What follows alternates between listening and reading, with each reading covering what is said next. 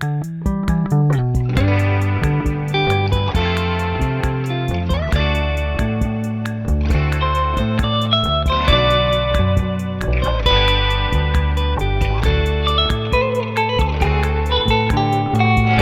our podcast video usually render at 24 frames a second? Yeah, it's always been at 24. Yeah, exactly. True 24. Okay. Yeah. Not that 23.98 shit. Yeah, that's fucking Americans invented 2398 because the stupid electricity couldn't handle 24 or 25 like the Europeans could. So what a crazy bit of like technological history. It sounds crazy to try to explain to people now. Let's make our frame rate slightly slower so we can keep up with the electricity. Games in Europe ran at a different speed. Yeah, what? and that fucked up speed runs everywhere. And they were like, "Oh my god." Like Europeans know what 50 frames a second looks like real good. Like the Japanese version of Super Mario 64 ran slightly slower or something. So, no, faster. Slow, something different. Yeah, there's always there's weird stuff like that. Yeah. Welcome to Star Trek. Oh my god, welcome to Newbie Star Trek tier list season 4. Starting off traditionally off topic. Completely not about Star Trek. Well, although arguably we're the more on topic of the hosts. Yeah, but now we have no. we are. So we have to make up for being off topic and be more off topic than usual now. Yeah, we have to. Yeah, we have to. That's how it goes. We have a brand to uphold. This is the tier list for TNG. I bonked my mic, everybody. Oh, so off topic. This is the tier list for TNG season 4. The season where everyone was like, "Oh man, it's getting even better. The show is getting super good."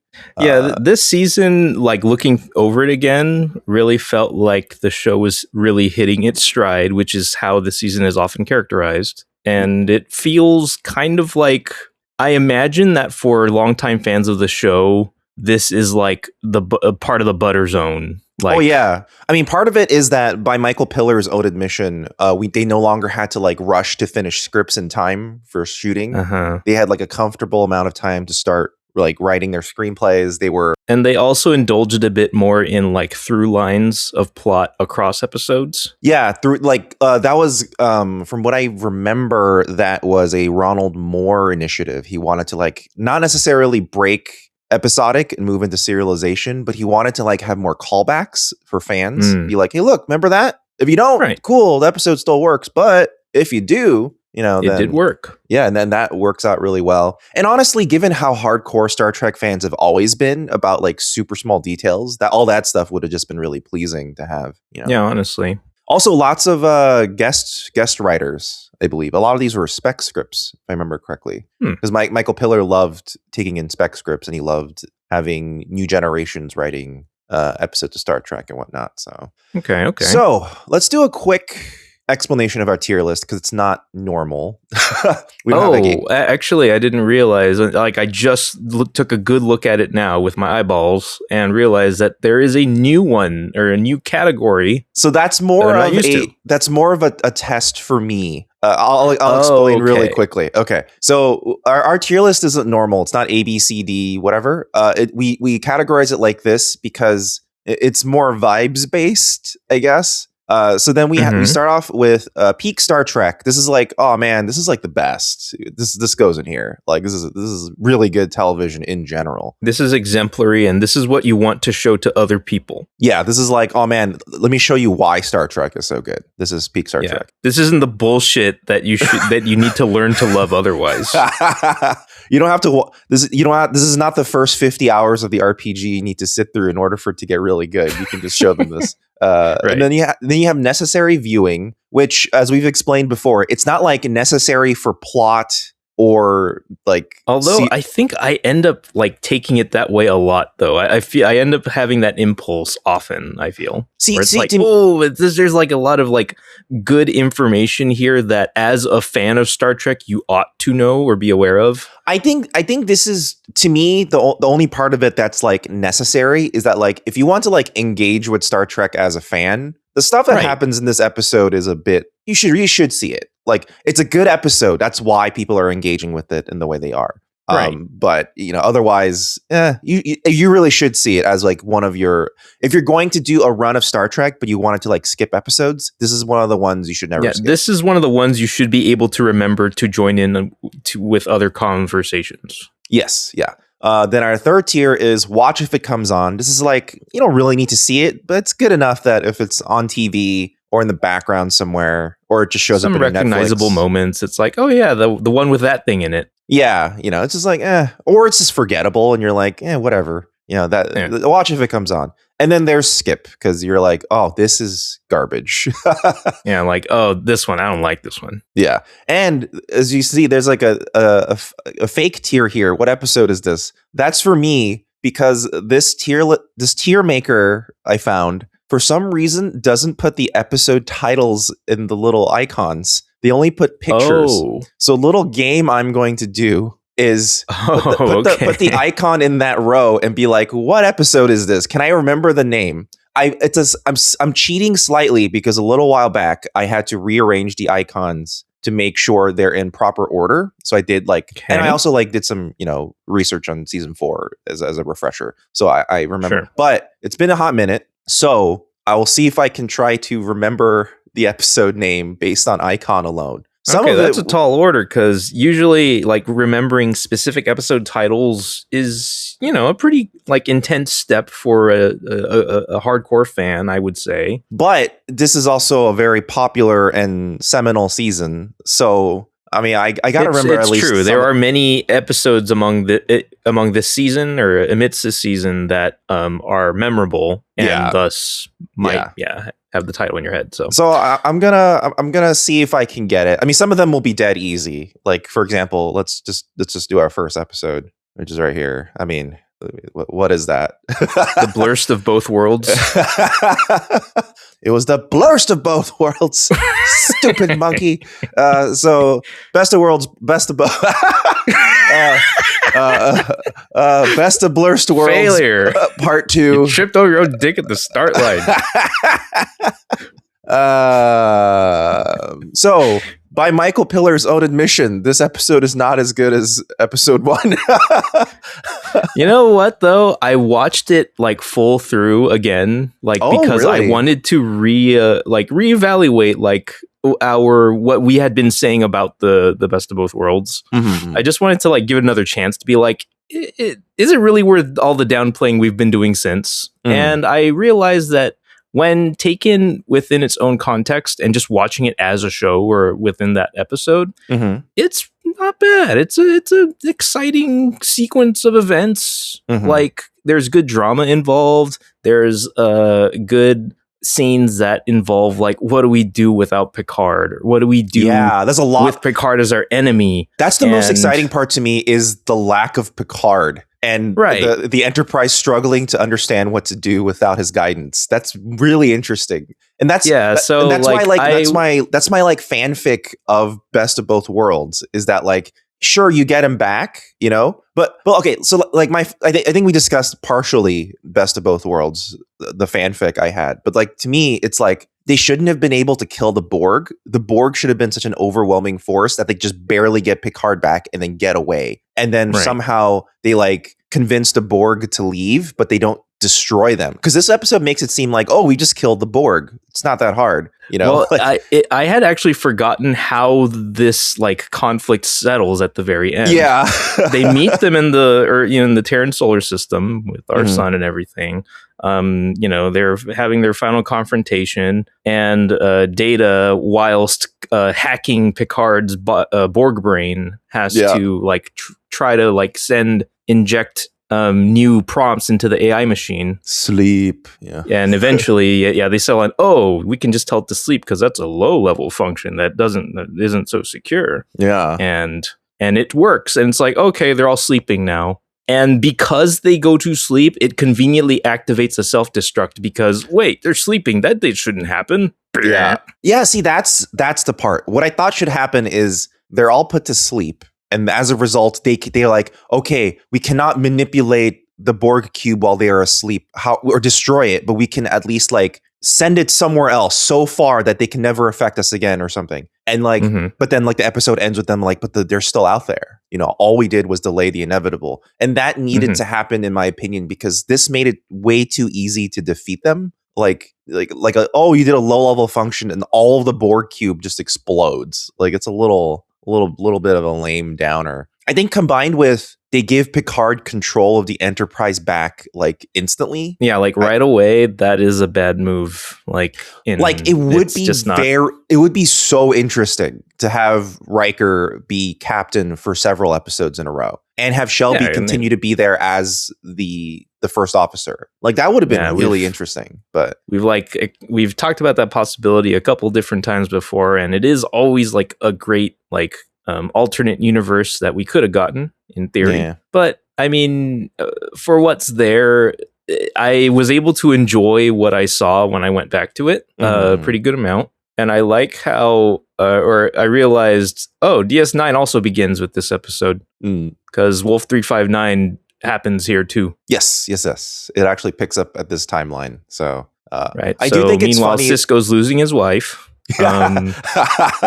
Somewhere in the distance you hear scream, no. Yep. No. Jennifer, no. We also had a very rare instance of the saucer section separating, which I forgot happened. Oh, right. Yes. Right. Yeah. Like, interesting. A lot of special effects. You have the shot of the shuttlecraft entering the Borg cube with all the action happening in the background. Yeah, there's a lot more action than usual for TNG.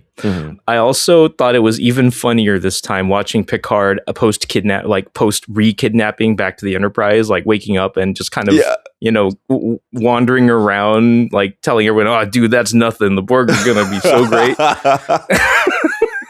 He's just like walking around touching things and being like, yeah, this isn't your it's so like awkward and impotent because he's separated from the Borg at that moment, and he's like I mean, part of it also is that like the part about Picard having been Borgified that was creepy is the lighting, and now he's just lit with nice even TNG lighting again once he's back on the ship, and you're like, oh, this is like a bunch of wires and like fake abs on him. It's like yeah, you can see like the plate kind of hanging off, like off a little.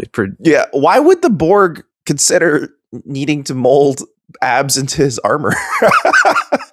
It's for cooling. It's a heat sink. Where would you rank this? Where would you rank this? I want to call it necessary viewing. Yeah, I agree. It's not peak Star Trek to me, though. I think it's necessary. It's at least necessary viewing. If someone wanted to call it peak Trek, I would never argue with them because of what episode this is. Yeah. But for me personally, I consider it necessary viewing. Yeah.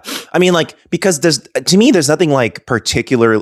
It feels so cop-outy to have it return everything to status quo so fast. That's part of what that is probably the worst bit about this episode. Yeah. And I also, in retrospect, like especially while I'm reviewing this episode after having gone through pretty much all the show now, when Guinan tells Riker, the new captain, hey, so Picard and I had this special bond that's beyond family, it's beyond et cetera, it's like, was it? Yeah, like he kind of met you back in time once, and then you met him later again. I know, yeah, it makes you like think like, okay. Man, they must have had like a really intense relationship back in the day. I think it was this exact exchange that gave me such an idea of like, well, surely they're going to like show us something about what this connection comes from, right? Yeah. And it's like, well, they met in the past. Yeah.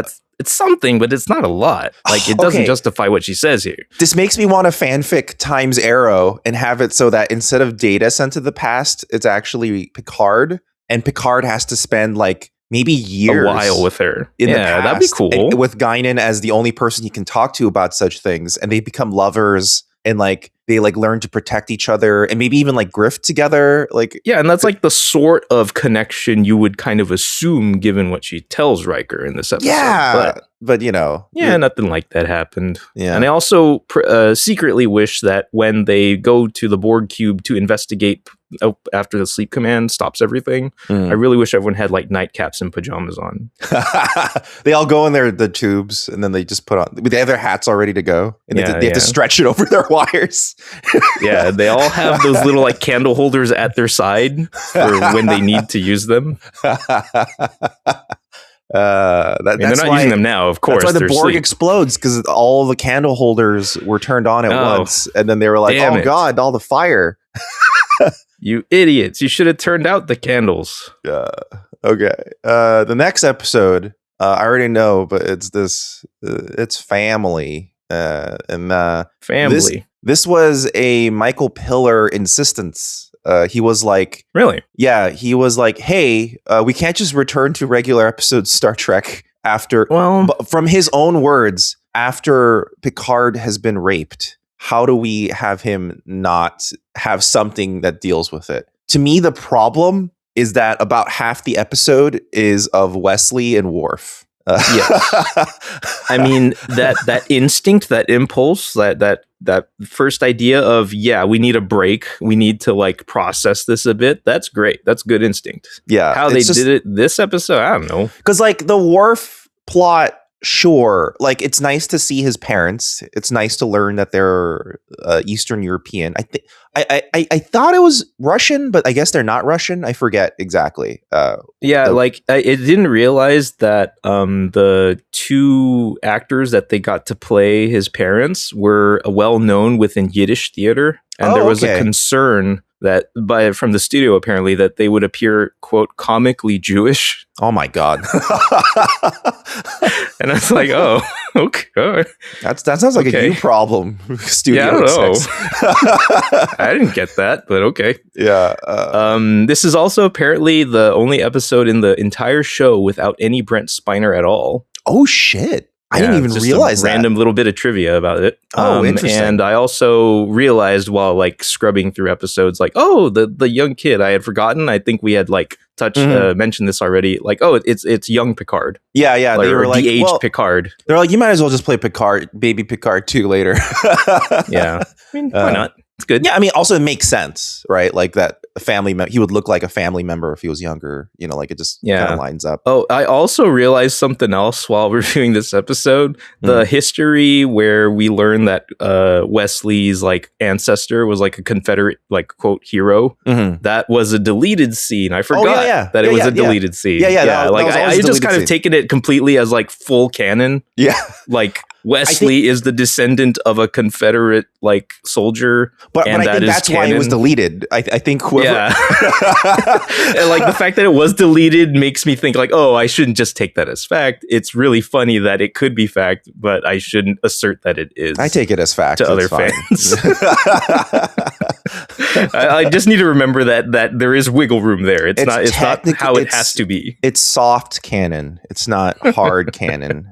Yeah, it's the first time we see Wesley's dad. That was apparently taken. So apparently originally they were going to have the B plot because Rick Berman insisted they have some sort of science fiction element going on. So they wanted to have the Enterprise going off on its own space adventure while Picard was having a family time. And they had all sorts of ideas like a wormhole kidnapping people or like an orphan. You know, they were trying to like tie it into the title family, you know. Sure. But eventually they're just like, let's just explore other people's family. So you had Worf's family, and then the first appearance of Jack Crusher. That was apparently originally its own complete script where Wesley interacts with Jack Crusher in the holodeck multiple times, which could have been interesting actually on its own. Could have been. Because in this episode, it's just a holo recording. It's not like an interaction.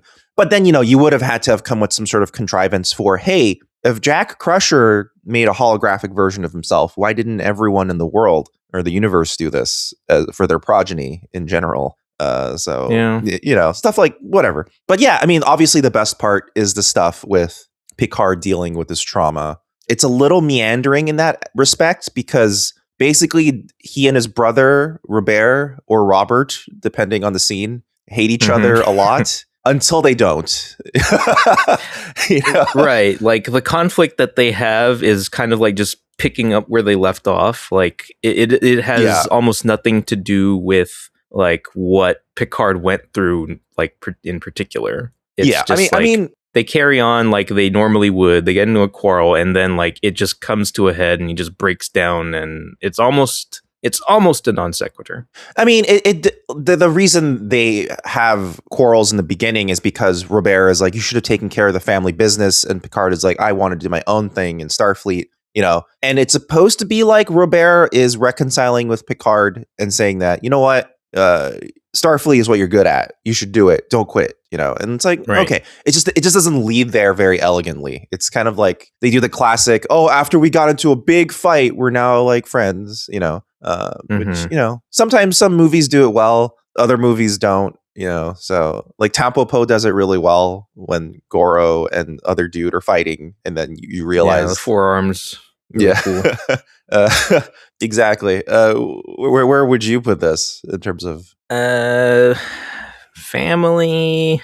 Well, I do like Worf's parents. Yes. I enjoy watching Worf's parents a lot. So I want to say it's at least a watch it if it comes on. If not low tier necessary viewing. Yeah, like Worf's parents are like so nice. And like it's kind of interesting that Worf is this. I thought this was going to set up a turn where I guess it kind of happens at the end of Redemption Part 2, because I thought it was going to be a turn of Worf has been obsessed with being a Klingon his entire life. And then eventually he's going to realize that, you know what, my human parents were my real parents all along. And I want to honor them too. But that never really happens. The closest is at the end of Redemption Part 2, where Worf kind of goes, I know that's the Klingon way, but it's not my way. And that's kind of where you land on that. I really wish that Rozhenko's played more of a big part in his life and what he thinks is important and whatnot. But well, sure they do. They take Alex off his hands later. Yeah, it's true. Later this season, yeah, just dumps him right off. Yeah, there's a lot of Worf action this season. This is a very Worf heavy season. Good Worf action in this season. Yeah, because this was like, it's probably worth noting that at this present time or point in the show, Worf is in the middle of his discommendation. Yes. So he's currently an outcast amongst Klingons, and his parents are like really worried, like, oh, we're concerned, like we're not quite sure what this means, but it seems like you're really upset. Yeah, so it's that's the sweet part is that like they're like, we know this is a big deal to you, so we want to help. Like they don't get it, but they're like, it's not up to us to get it. We just want to be there to support you regardless, and you know, that's great. I agree with the watch if it comes on aspect. It's a shame because I understand Michael Pillar's impetus behind it, but I also just think it's like, okay. Apparently this is also had been consistently like the lowest rated season of this lowest rated episode of the season. Oh, interesting. Like, yeah, I think it played into their fear that Trek viewers really didn't want to watch an episode without any Trek action or Trek concepts It wasn't going on. much. There wasn't a whole lot going on in space. Yeah, and as a result, it tends to be lower rated, which I think is a little unfair. But at the same time, it's also like it's not like deeply explored enough. I mean, one of the things is that like his what would it be? His nephew, I guess, Robert's son. Yeah. So his nephew consistently is like, well, maybe I want to go to space, right? And Robert's like, no, you get those thoughts out of your head, right? And then like eventually at the end, magically out of nowhere, it's like, oh, he's looking up at the stars, and his parents are kind of like, oh, he's dreaming. And it's like, wait, you used to hate this. What changed? They fought. Other than, yeah, that's the thing. Like that, they had a big old fight, and he saw Picard cry, and he said, so you are human. And that was it. That's all he needed.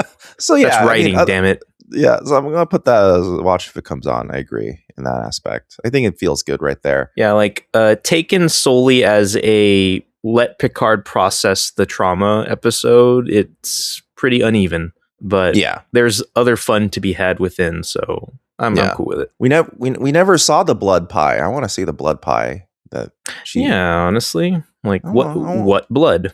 Yeah, what was the next episode? This monster man. It's clearly brothers. It's Monster Mash about to use his graveyard smash. Fun fact, they thought Brent Spiner playing a third character at the same time would be too much. So they originally attempted to hire a Chinese man to play Noonien Sung. A Chinese man? Yeah. Oh, man. But luckily they got it working. But that would have been really funny, especially later. Oh, man. Especially that really would have been funny. Especially since the point of Data since the beginning was that he was created in the image of his father. Yeah, so, like, why would they go for the Chinese man? Because of the name. I think it's not even it.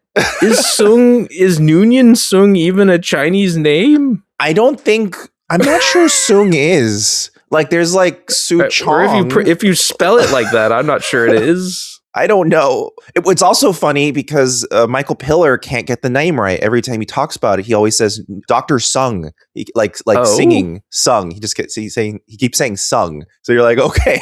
So people didn't get. There was confusion internally. Okay.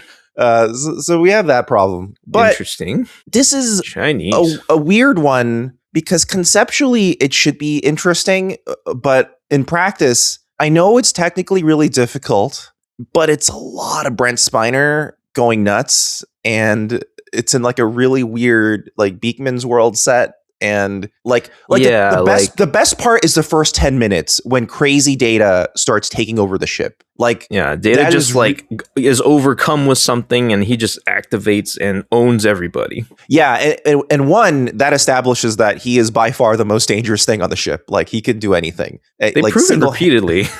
Yeah, and he's such a liability. And two, what's it called? And two, like it's like exciting as a scene, and you're like, oh my god, what's happening? And then once you realize it's like his dad called him back, and you're like, oh, okay. And then why? And he also called Lore. Originally, it was supposed to be only him and Noonien Sung, and then they decided to add Lore in order to like make it more interesting. Does Lore show up also because he was summoned, or did he just wander in? He was summoned as well by he summoned his sons basically to tell them I'm dying, you know. Oh, right. Yeah, that was like Lore is like, no, you're not. No, you're not dying. You look great. And also, before I die, here, Data, take this emotion chip that will be something you have to deal with later. Yeah, and then which we can't install yet. Well, no. But Lore tries to use it first. Lore puts it in his brain, yeah. And then Lore starts going nuts because what a dumb idea to double up your emotions. So,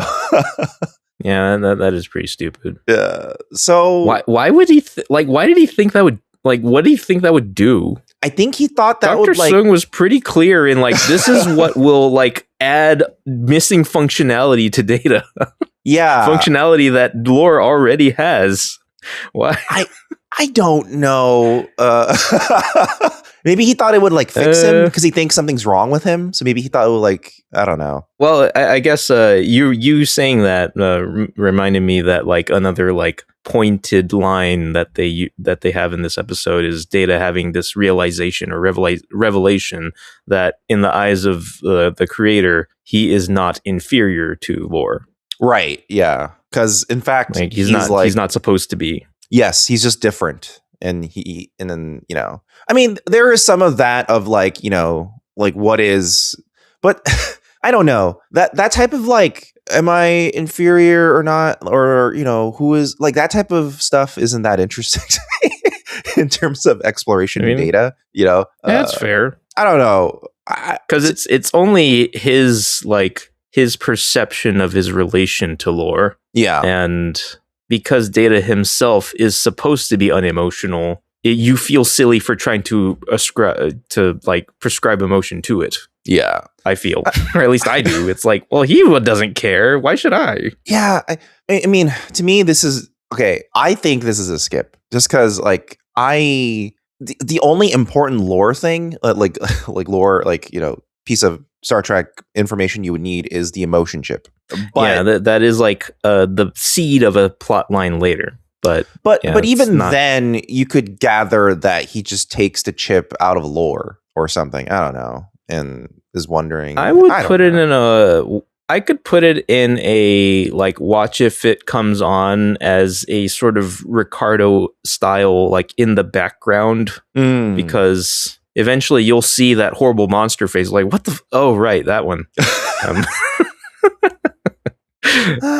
You know what? I'll go with you. I'll go with you. I'll put it at a low watch. It's. I mean, Family is clearly better, but yeah. But and then you can watch the first few minutes to hear Data talk in Picard's voice and say that long number sequence.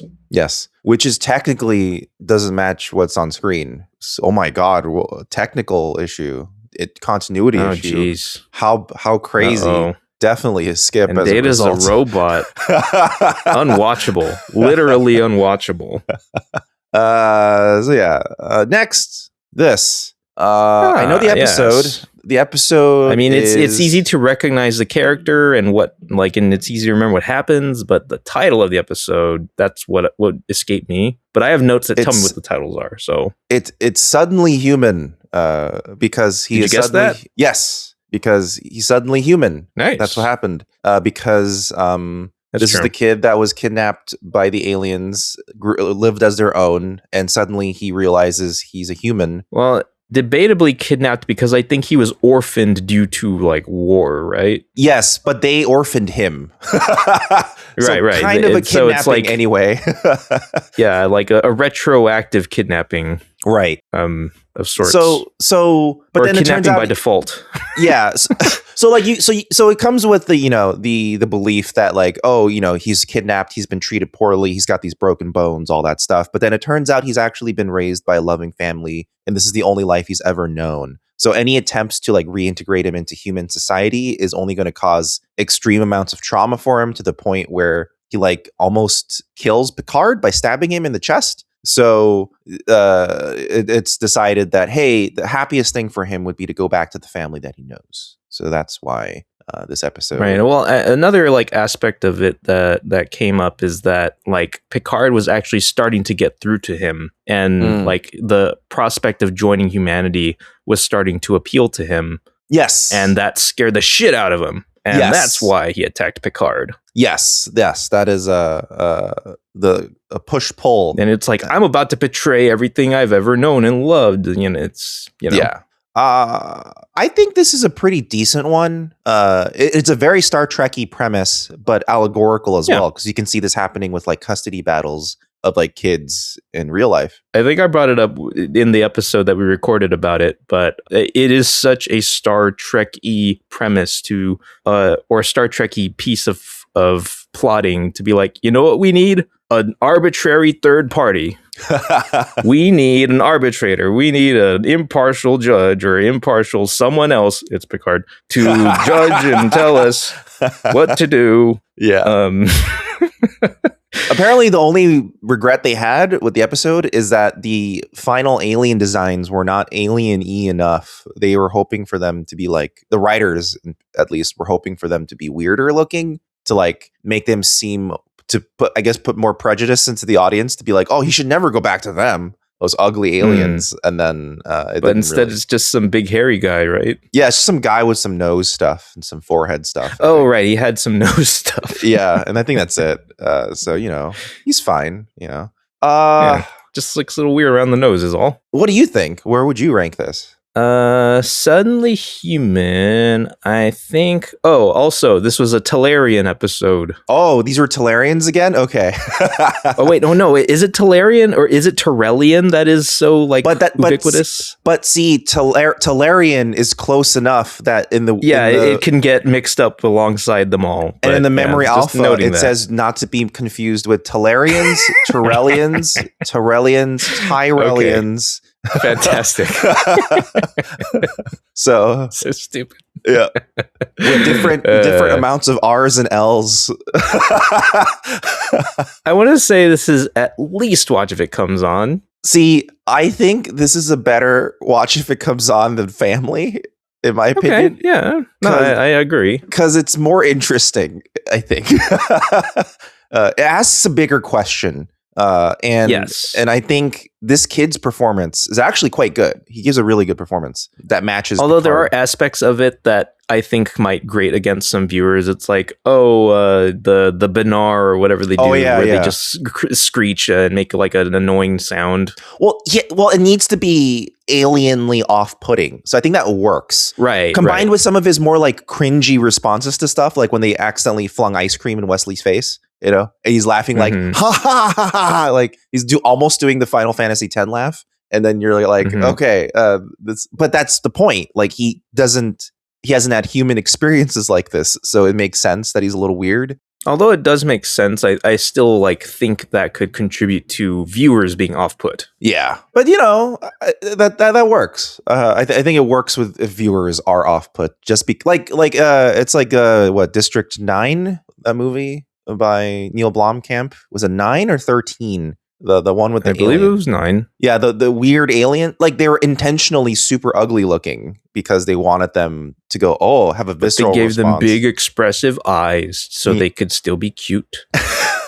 You know. You gotta keep that balance. So the next one, Beverly trapped in Thing. So this is one of the ones I remembered. It's Remember Me because of Coco. Remember me. Yeah. Recuérdame. Recuérdame. This is a really weird one.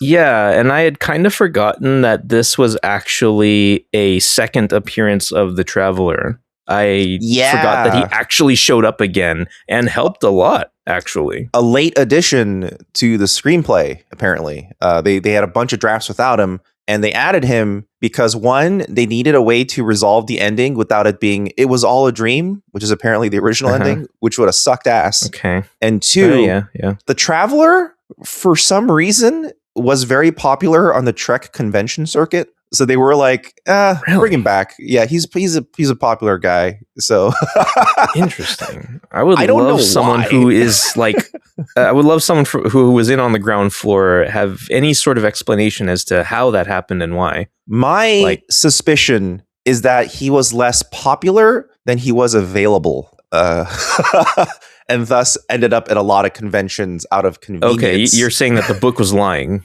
Well, no, what I'm saying is he seems like he's really popular because he's at all these conventions, but the reason he's at all these conventions is because he's available and willing. Oh, okay. You're saying he was popular by way of being at conventions. Yes, exactly. And the more he showed up at conventions, the more people were like, hey, it's a Traveler again. You know, and people aren't like asking for him to come back directly necessarily. It's just like, oh, we managed to book the guy who played the Traveler again. He's available. So it's also a fairly easy costume if you're a balding nerd. Yeah, you know, you have to like wrap your fingers to make the penguin hands, but other than that, just use some tape. Yeah, or get on some mitts. Yep. But it continues the Wesley long-term love saga. And, it's... Yeah, and I guess, although we brought up in the final Wesley episode how the Traveler was so adamant about, like, he needs to get there himself. Like, he needs to, like,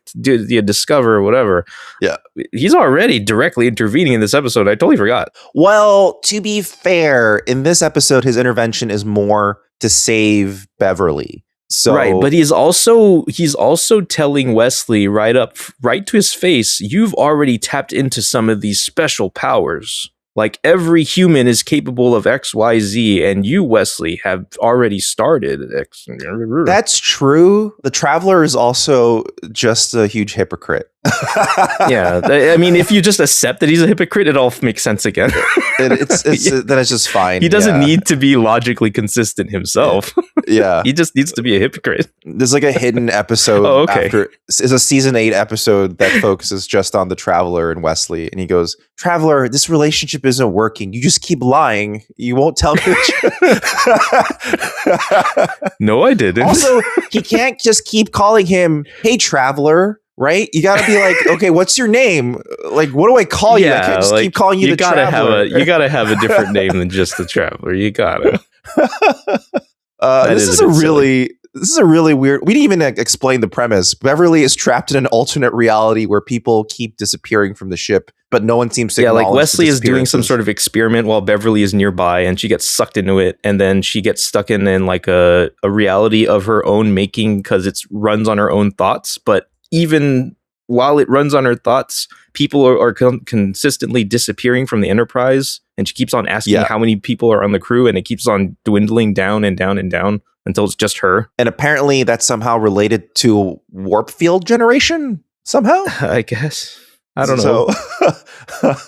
It's a weird one. What do you think? Like, it's fun to watch, like if you don't know what's actually happening, it's compelling to see like what is happening, like what's going on here, like why are people disappearing and how come people don't know this or that. Right. It's like it makes you want to know what's happening, but once you do know what's happening, it's like it's an immensely dissatisfying explanation or unsatisfying explanation as to why things are happening the way they are. You kind of just go like, yeah, this is much worse on rewatch probably. Yeah. So I don't know how would you rank it? You say? I think it's a watch if it comes on because there's a chance I might have forgotten what happens. See, I think this is a skip. I don't know.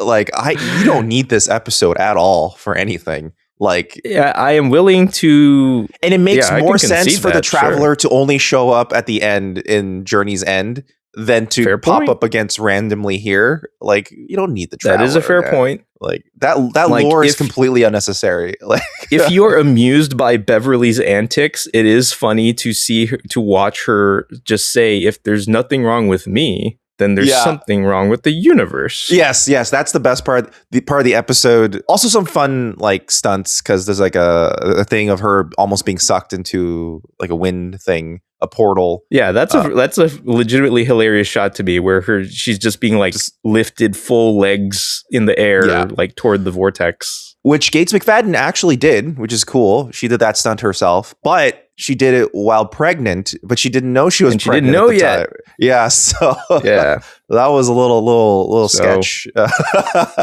I don't know. Where should we put it? I'm willing to put it in skip if that's what you want to put it. Sure. I mean, it's also a funny watch if it comes on, like a low one, like because it is fun. Every once in a while, you'll turn to it. And you'll like see like an empty Enterprise and Picard being okay, I'll be honest with you. When I think watch if it comes on, I'm hoping to see Beverly's legs dangling in the air. Basically. Exactly. That's what I'm waiting for. Or Will Wheaton attempting to press buttons on a console with his eyes closed, but because there's no physical buttons, he keeps missing all the buttons.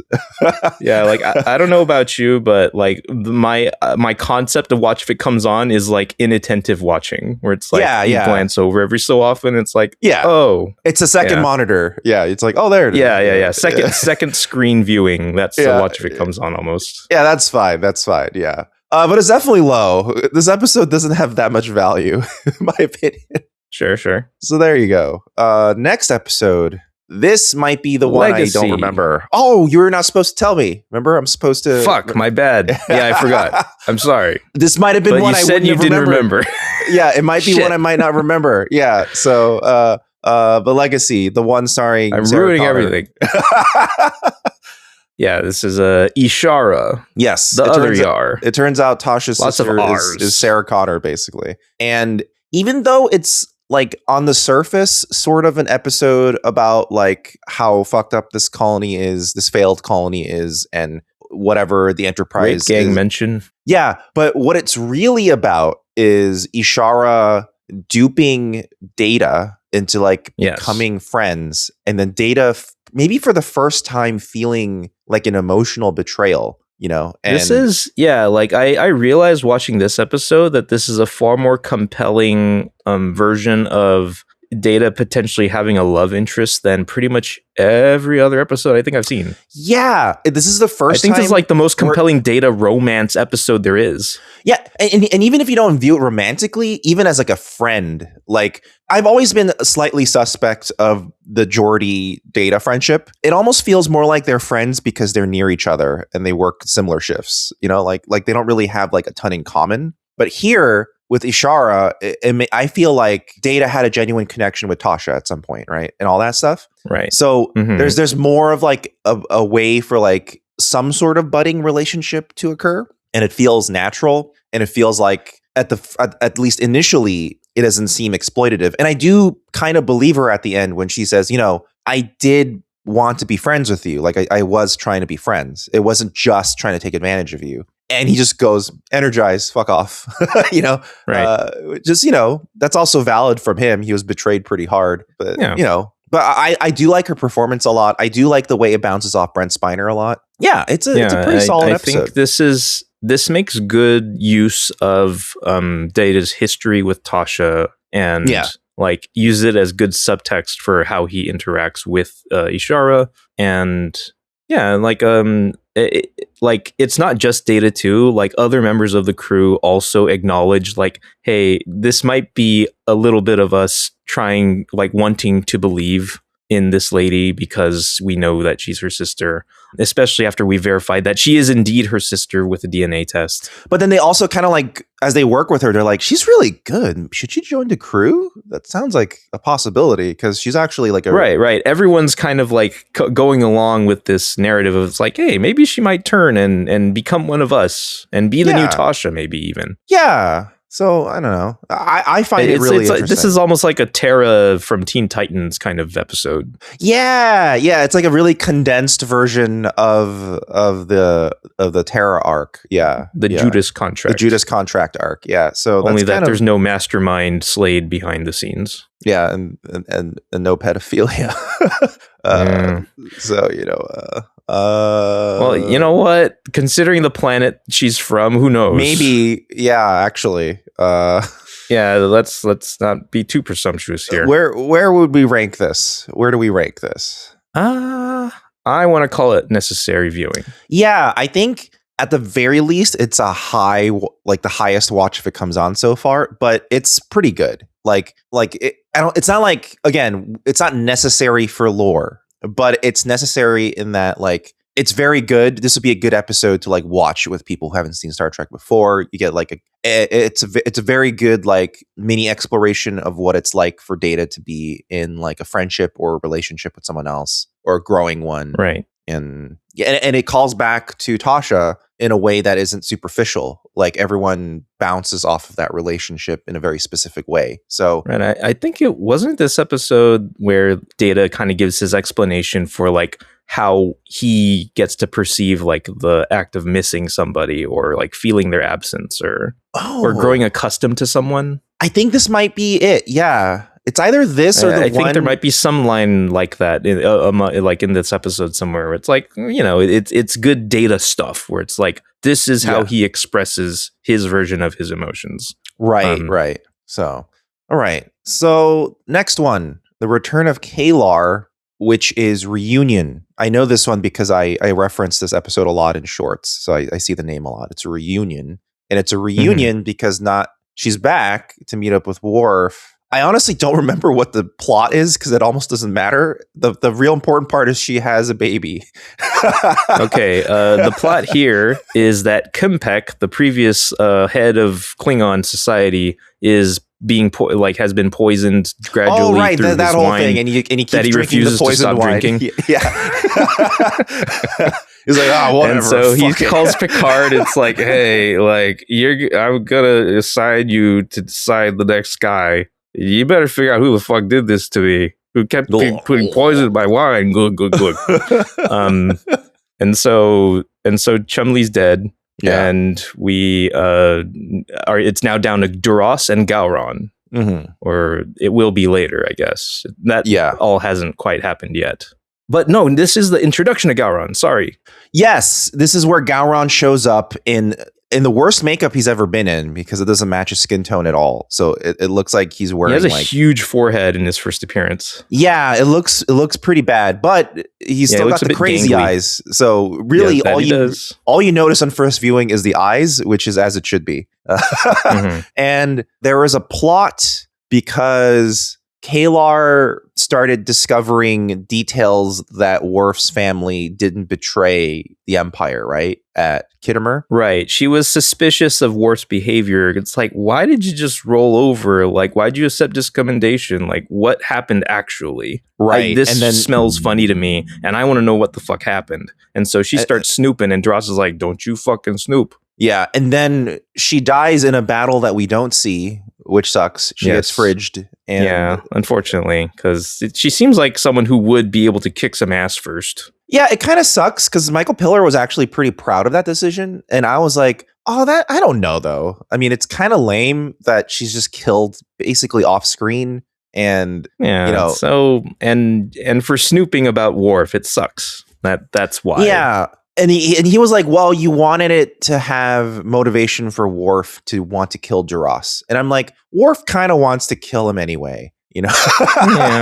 To be fair, this really gives him a good ass reason to kill Duras now. But it still could have worked if he almost killed her, or something, or he maybe this is a better one.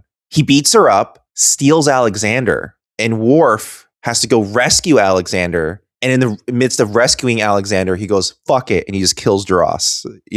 That's actually kind of cool. I would like that better, actually. So that way. Are Klingons known to kidnap children as a thing they do? See, that is considered dishonorable, but Duras is a dishonorable little bitch. So that would work. That he would be. Yeah. And that's why everyone else in the Klingon and Duras' ship would be like, nah, fuck you. We're going to let you fight Worf. We're not going to fight on your behalf. And that would kind of set the tone, In the version we have right now, I think the reason why they let him fight Worf is because Worf is like, hey, you killed my mate. And they're like, oh, everyone's shit. like, oh, we know what that means. Back off. Let them work it out. Okay. Yeah.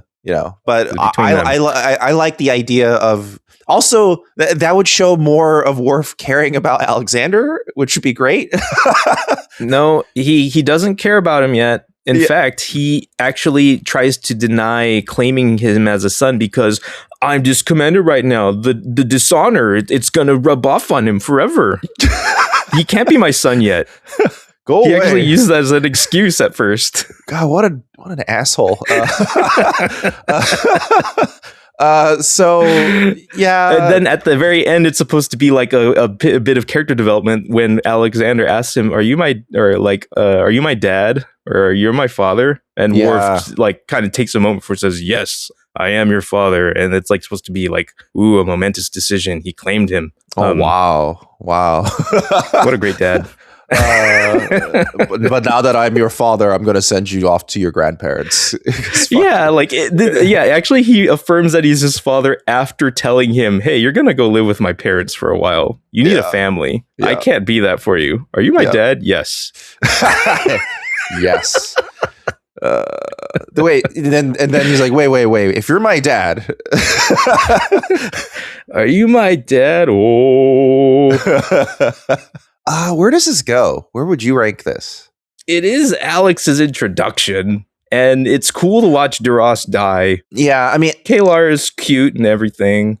I mean, I think it's necessary just because Kalar is a great character. And, yes, it would be great to just have her more in the show in general, but we don't. We only had 2 episodes. As a result. Yeah, I mean, there's a lot of big TNG important things in here. We have Alexander. We have Galron's introduction. Yeah. We have. Well, again, this is nothing to do with if it's necessary to make sense to me. To me, this is Kalar is a great character, and it's just good to see lots of her, and that's why I feel it's necessary. But I have an inclination to give some weight to lore. I that's fair, but as a result of the way it's kind of not satisfyingly resolved, I kind of want to put it below Legacy. See, I almost forgot. It's Legacy. Yeah. Okay. Sure. Yeah. It is also worth noting that, despite killing Duras, or actually by killing Duras, ostensibly, Worf has currently killed the only person who can clear his name. Right. He didn't give a shit. Yeah, he just did it anyway. Yeah. So. Yeah. So, the cover-up is currently still active. He's still discommended, and, Like that's an ongoing thing that is tracked throughout the season. So another episode. This is Future Imperfect. It's a very famous episode, hence I remember the name. This is the one with the double fake out. Riker wakes up, I believe it's 15 years later from a coma, learns that I totally forgot what the little kid alien at the very end looked like. Oh, right. I was reviewing it, and when he comes, when he shows up on screen, like that is the most generic Halloween costume ass alien. We gotta throw an alien costume on this kid in 10 minutes. What do you got? It's amazing. Yeah, it's so and he's bad. like constantly twiddling his super long fingers because he knows he can't let them sit still because they'll just flop around like in stupid costume. It's a really limp ending, literally, to the episode, because you're like, oh, that's what this was. Because apparently, originally, the double twist ending. So he wakes up 15 years later, amnesia. He's in charge of the Enterprise. He realizes it's not real because his wife, quote unquote, on the Enterprise is Minuet. Minuet is a holodeck projection he made up in the holodeck once. So she's not real. So it turns out you're in a Romulan prison, but then he goes around and he still finds things that are weird. And he goes, wait a minute, this is not real either. And Tomalak isn't real. And then it turns out it's a weird alien boy or something. Right. A weird alien boy who is left orphaned on the planet essentially by a protective mother who wanted to leave him with everything provided for him by these crazy, like, mind-activated holodeck sensors. Yeah. Kind of a weird ending, in my opinion. I don't know. Like, the original twist. What I think is funny is when, like, Riker tells the Romulans, like, this is how I figured it out. Minuet's fake. It's like, oh, well, in your mind, she is physical and you're very passionate about her. Yeah. We were fooled.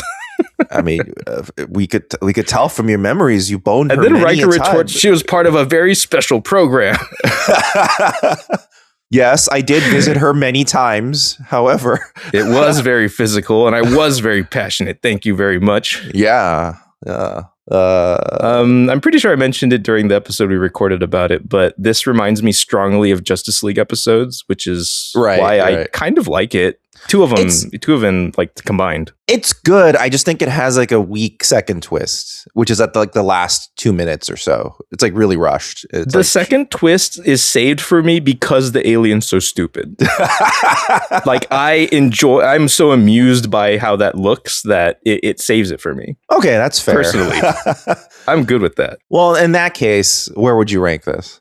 To be honest with you, my knee-jerk rating that I had down in the notes here, it was Peak Trek. Really? Okay. I mean, that's that. I think a lot of people, because it's just one of those things where it's really fun to watch what the future looks like, even if it's not real. Yes. I mean, I think one of the things people tend to dismiss about time skips or even fake time skips is that it actually is a good glimpse into character and what character could be. And as a result, you see a lot of that here. I do like that Picard is he's got an evil goatee, which is interesting. I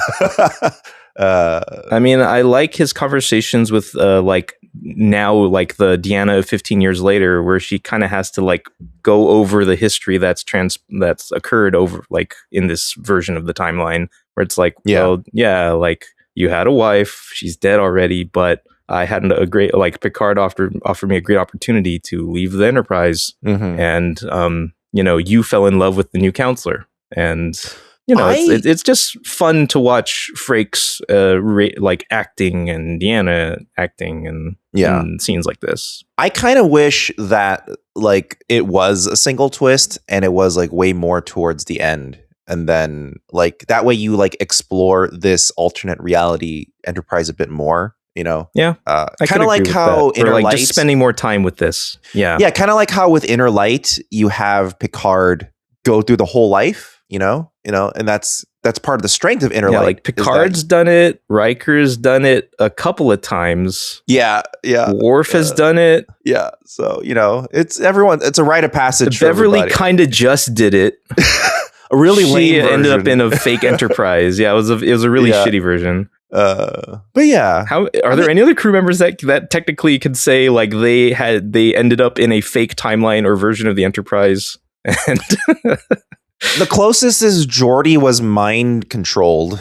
But he was compromised twice this season. Yeah, he gets compromised a lot. And I guess it could be. I think it's peak Star Trek in that capacity. So maybe it could be peak Star Trek. I'm not going to disagree with that, but I would say in the grand scheme of things, it's probably lower. So if we have another peak Star Trek, I would say that probably goes higher. You know what I mean? Like, that's fair. All right. Well, we're about a third of the way through, so now is a good time to do our sponsor. So as usual, Ekster. Ekster has these nice compact little wallets with quick access buttons that I personally have been using for quite a long time. It's my favorite product of theirs, the Ekster Wallet Pro, and it fans out your cards with a quick little button push and while maintaining its nice little compact frame. Also, they sell a bunch of other products, including their grid backpack series, travel packs, little keychains, all sorts of stuff like that, including a little collaboration with Wesson for their microblade. So all that cool stuff. You can go over to ekster.com, that's ekster.com,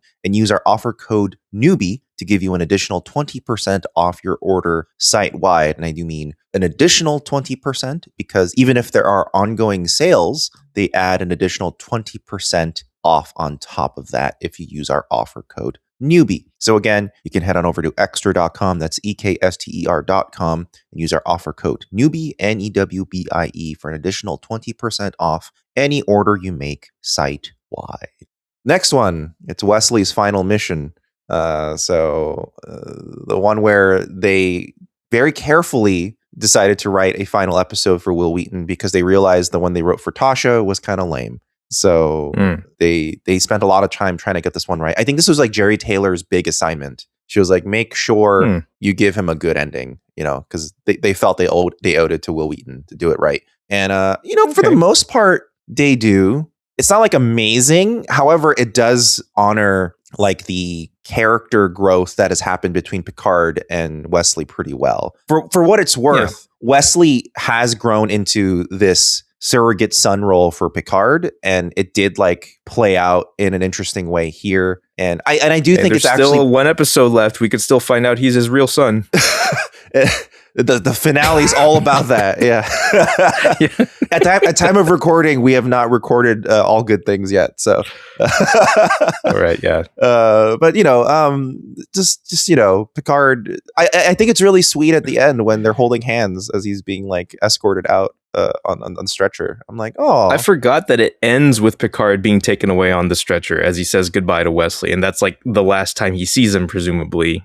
For a while. Yeah, and apparently the idea was supposed to be that we may actually never see Will Wheaton again because he may not want to come back. So this leaves a door open, but also let's make it definitive. So they definitively, had him. I mean, some of the technical aspects of it are kind of weird. Like he fills up his backpack with water, which is a really weird idea. It was like a weird wooden like briefcase. Yeah, it was like I recall. Yeah, it's like this weird kind of setup where like they had a bottle for alcohol, so why wouldn't you just empty that and fill that with water? I don't know. It was a bit of a weird, and like the fucking garbage guy, fucking like they ended up on the desert planet with some dude and sucked ass. He ended up dying. Yeah. He was hoarding water to himself. Yeah. So that's, and they made an arrow that did not point where they were going, thus immediately throwing off any rescue party. Right. Yes, they did. That they did. It's definitely not necessary viewing, in my opinion. I think it's more of like a watch if it comes. It's okay. It does the character pretty well, but it's not like, oh my God, this is like really good Star Trek. It's like, okay. Like all the Star Trek-y stuff they do is like fine. Yeah, I mean, it's only necessary if you care about Wesley. Yeah, which some do. Yeah, but that is the difference. You got to care about Wesley. But then the only important part is that he goes to Academy, which You could just have that happen off screen. You don't need an episode in order to do that. I don't think it's a skip. But he's got to talk to Picard and tell him about that time he was so scared to share that shuttle with him. But then it turned out that he likes sandwiches. Yeah, it turns out I really like tea sandwiches, and now I can't stop eating them, he says. Yeah, like, I have no regrets because you fed me those sandwiches, Captain. I'm gonna put this...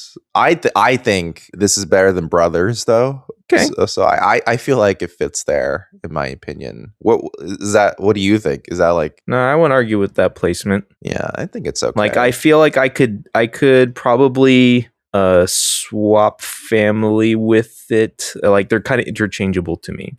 Like, they're about equivalent in my mind. I feel like some of the emotions in family feel more sincere. And I do think Wesley meeting Jack is probably more poignant than Wesley saying goodbye to Picard, in my opinion. And it's also far more trivial of an episode, knowing that we get to see Wesley some more later. Yeah, a bunch of times.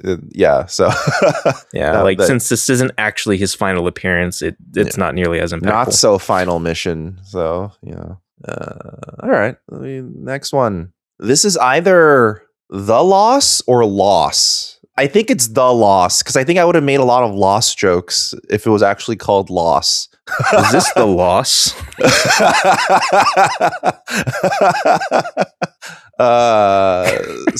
I think this is The Loss. Am I correct? Is that correct? Yes, you are. Okay, this so it's is The Loss. Okay. The one where Wikipedia had it summarized as an unknown force captures the Enterprise and causes Deanna to lose her empathic powers. An unknown force. Michael Piller summarized this as the Blind episode. He thinks like every long enough going show has an episode where someone goes blind and they have to learn to deal with it. Oh, well, that's kind of true. Or like, in the 90s, that feels about right. Yeah, exactly. Yeah, like a sitcom will happen where, oh my God, he's blind this episode. Now he has to deal with it. Yeah, One day blinding stew. Oh no, because they need to get back to status quo by the end of the episode. Deanna accidentally ate the one day no empathy stew, and oh no. I can't even remember what the plot of this episode was. I don't know if this is important. It's a shame because it's a Deanna-centric episode. And both Gates McFadden and Marina Sirtis have very few episodes that explore their characters at all. This is one of the few ones that do.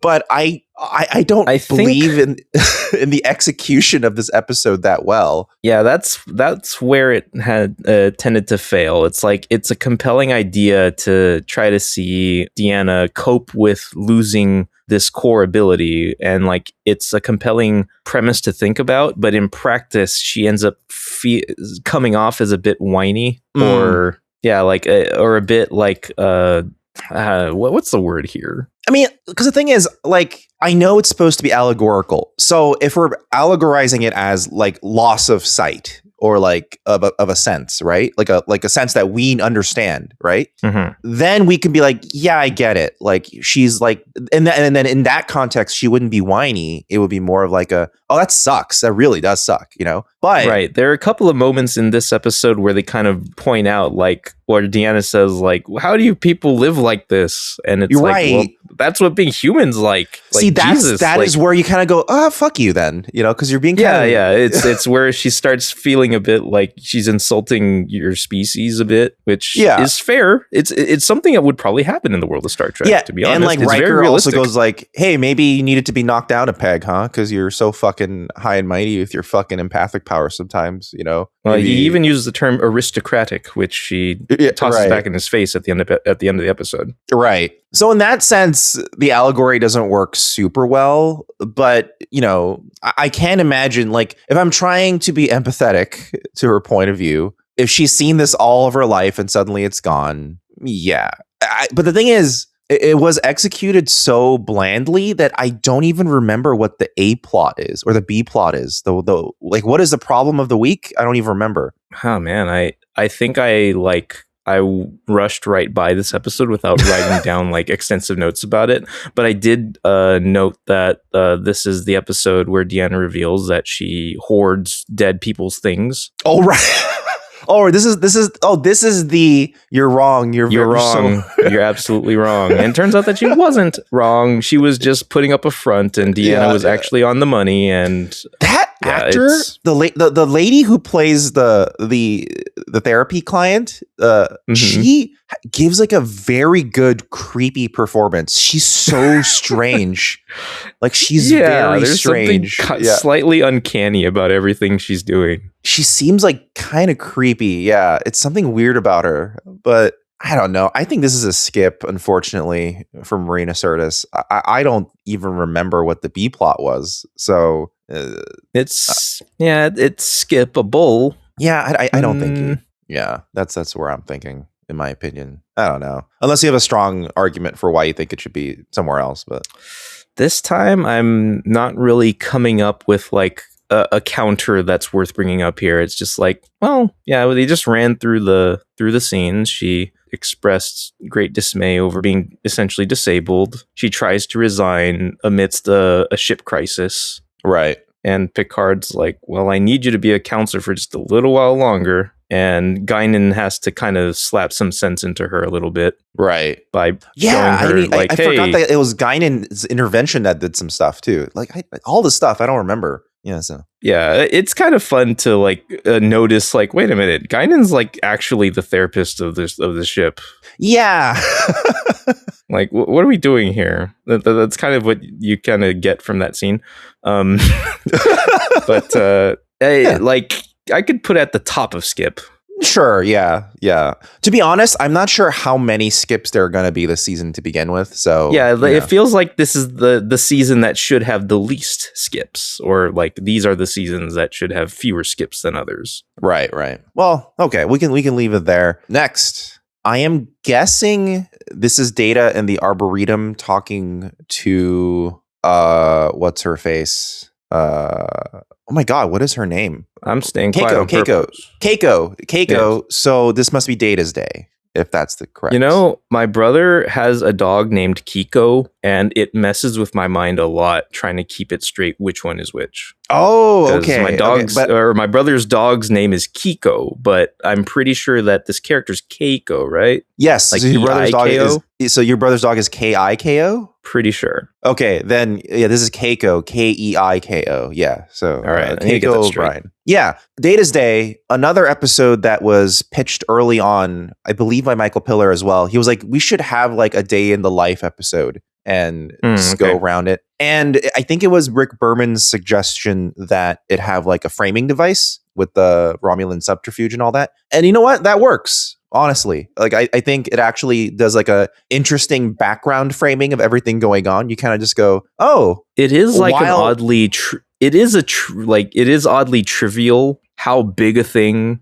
happens. But it makes you realize that sometimes not all the crew members are privy to everything going on in the main plot. So like in the background, Data will be like, we have a new Vulcan ambassador on board. Something important's going on, you know, and like he's not directly involved, so it's like, oh, interesting. And then we're being rushed to the bridge suddenly. Oh, interesting, you know. And then like it's kind of an interesting perspective from that. You get a little bit of that in Lower Decks as well, where they like start doing like big stuff, but you're not sure what's going on because it's all from the lower officer ranks perspective. So kind of similar. I forget if anyone on the podcast made the comparison or if it might have been someone on the Discord maybe, but someone who like I've seen the comparison that Data's Day is kind of like 21 short films about Springfield. Oh yeah. I think you brought that up actually because it's, you know, wasn't me who invented whatever.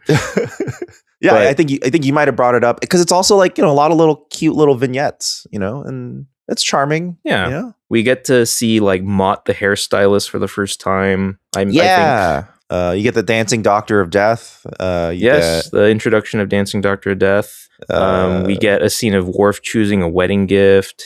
Oh, I forgot about that. Yeah, that's a fun one. That like you see what shopping is like on the Enterprise. That's actually like you just go to Replicator and look through catalogs and shit. That's actually kind of interesting. Yeah, that is interesting. Yeah. You see, Data has that great smile when he summons a dance partner after Beverly leaves him. Yeah, you got that. Yeah, all this fun like stuff. Apparently, Picard checks up on every berth on the ship, so that's interesting. Yeah, I guess. Even though he hates kids, he just likes looking at babies sometimes. Like, oh, another baby. We start to see like the another mouth to feed. Had we seen Data tend to Spot before? I think this is actually the introduction of Spot. Yes. Yeah. Okay, so this might be the introduction of Data's cat ownership. Yeah. So yeah, lots of fun stuff here. On top of also a huge like breach of Federation intelligence has been compromised. Yeah, like decades of double agents, and we're never gonna address it again. No. Also, Miles O'Brien got married. And Miles is like very much well on his way to becoming a real character this season. Yes. In fact, I think he gained his middle and last name this season in the family episode. Yes. So where would you rank this Data's Day? I put it at necessary viewing at least. See, to me, if not the bottom of peak. See, I think it's actually the top peak so far. Like that's a bit of a controversial placing. I get it, but to me, all right. Well, like, what is the best thing about this episode? To me, it's that you know I'm a character guy, right? Mm-hmm. This is a very deep exploration of a lot of different characters in a lighthearted way we never get to see. It's very rare to see that type of extensive, lighthearted viewing of characters. Because it's not just about Data's. It's called Data's Day, but he's just a POV character. You see lots of other different characters. Like, it's interesting to see Miles O'Brien come into him and ask him advice about like how to deal with like this type of thing, and and like. Yeah, I think it's interesting. I think part of it is that like the execution of it to me is pretty much perfect. It's exactly what it needed to be. I think Future Imperfect has it's imperfect. It's got some problems with it. So even though it's like a really like impactful episode, I think Data's Day is a better episode. That being said, there is also an argument that this is a very not Star Trek-y episode. So as a result, you could place it lower. Well, how not? What's more Star Trek than Data? And you still get the Star Trek-y plot, but it's a background framing device, which I think is a charming way of putting it. Actually, in my opinion, that like it puts into perspective how much really big bullshit actually happens on the Enterprise, and it just happens every day. You're kind of like, yeah, that's just something we go through all the time. Yeah, this is like one of the few times they try to frame it that largely. Yeah, I guess. So I don't know. Personally, I think it's the most peak episode so far. But okay, I don't know.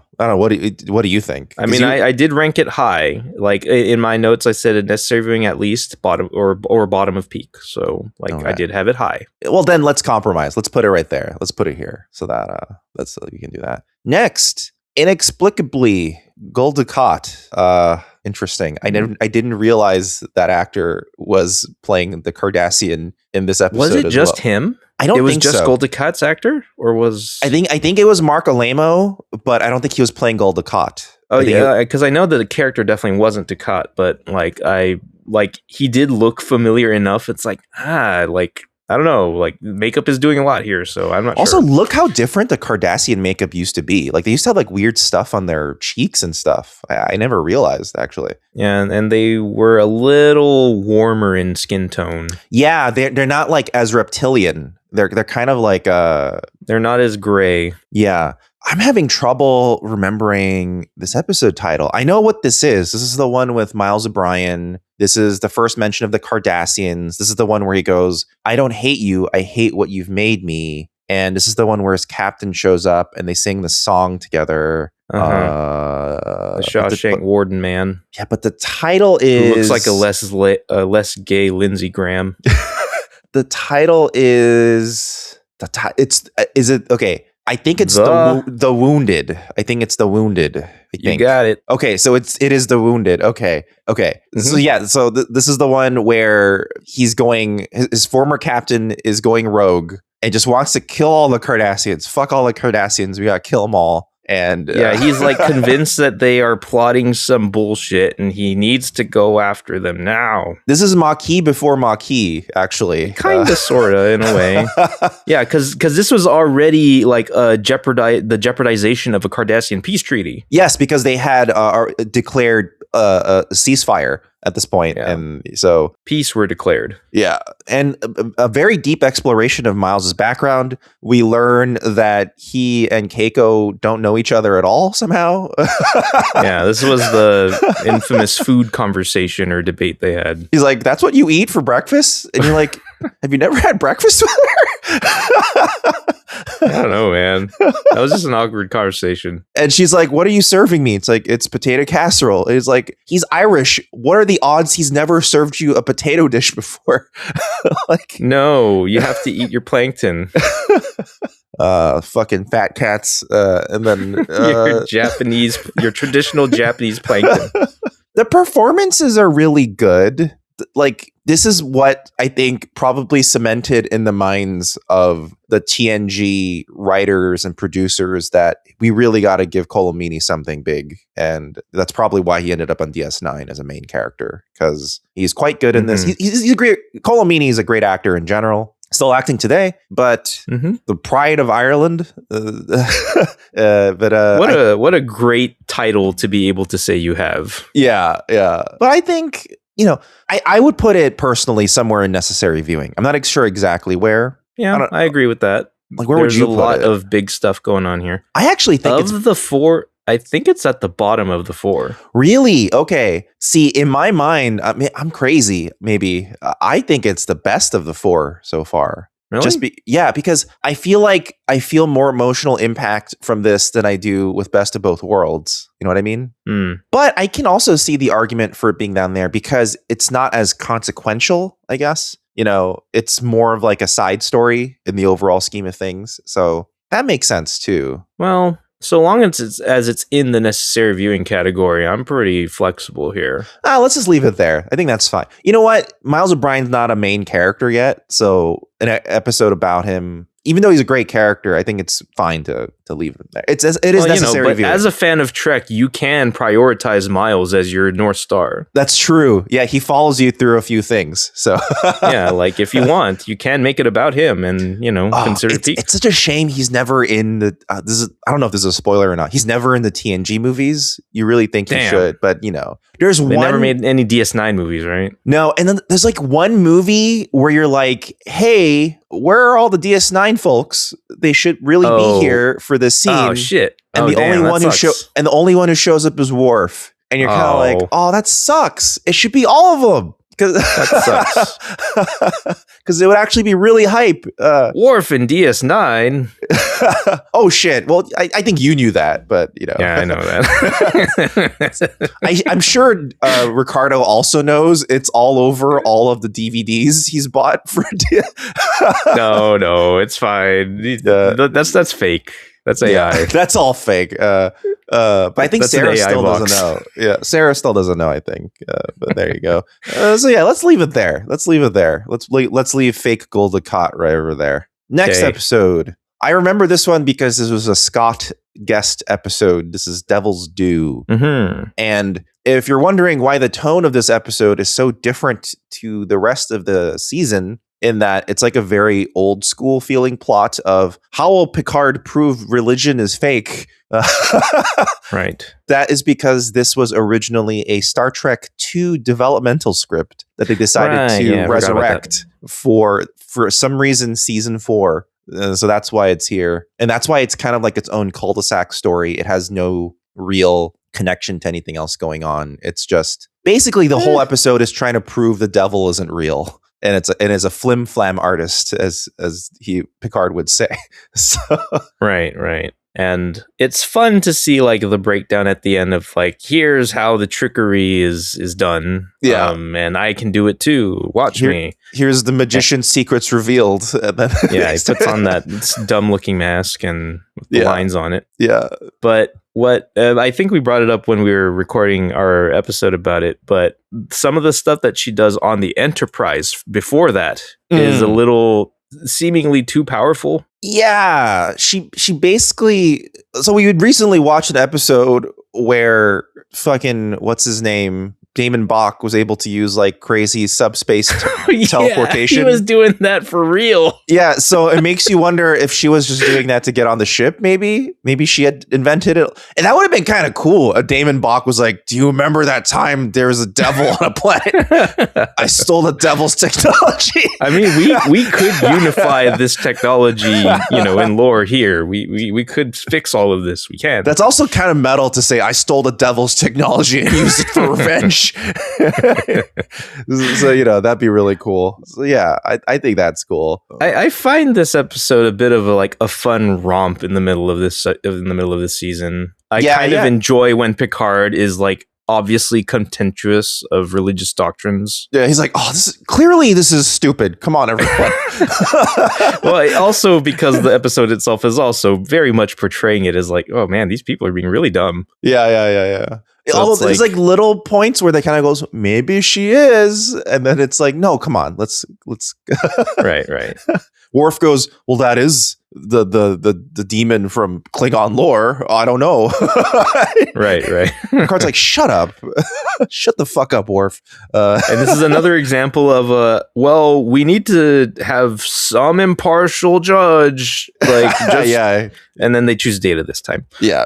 Also, which is actually the correct choice every time. Yes, you should give hit to Data every time. It should always be Data, because he will actually be like, fuck you guys. You could be Geordi, I might still sentence you to death if you're wrong. So, that's fair. Yeah. This also was an episode that revealed, I guess, for the first time that Picard is giving Data acting lessons. Oh, I forgot about that. This began with a Christmas Carol scene. It is a weird idea that this is how he teaches him to be more human, by giving him acting lessons. I mean, that kind of tracks. I mean, there's like some people who are on the autistic spectrum who like study like screen acting and like stage acting to like get a handle on like the way human mannerisms work. So I guess actually does track in a certain way, but I just find it's clearly a way of placating Patrick Stewart, because apparently Patrick Stewart in season 3 went up to the writing crew and was like, I want to do more things that I want to do. But I think I don't really remember the timeline for this, but I remember the researching how at some point, like either before or after this episode, Patrick Stewart starred in a one-man production of A Christmas Carol. Oh, it was after this. This was during season 7. He actually was flying back and forth between LA and England to do A Christmas Carol on stage. Okay, so that was during season 7. Yeah, that was during season 7, yes. To the point where, like, when he was shooting the finale, he had just finished or something and flew back. So it would be 3 or 4 years later that he, like, is actually doing it himself. Yes. And then does the movie version. There's a movie version of Patrick Stewart as Ebenezer Scrooge in A Christmas Carol, and it's a pretty okay version. Yeah, I didn't know that there was a version committed to like screen of Patrick Stewart being. I think I only know because there was I had video footage of it, and I put it in a short somewhere. Okay, cool. Yeah. So yeah, it was just called A Christmas Carol. It was produced or released in 1999. So same year as The Matrix. It was in direct competition with The Matrix. So I wonder which movie won. So I think this is a classic watch if it comes on episode, just because agreed. There's nothing like important about it, but it's got a lot of fun, stupid visuals. It's got classic Star Trek-y. You're wrong. I'm going to prove you wrong. I'm going to prove you're fake. He's almost doing it out of spite. Like there's no like, like he doesn't need to get involved, but he's like, fuck you. I know you're lying. I hate people who lie. And he's trying to. We have a slightly like sexy, vampy villain. Yes, it's very campy. She's almost like a fucking Batman villain. Batman villain, or what's it called? Rocky Horror Picture Show character.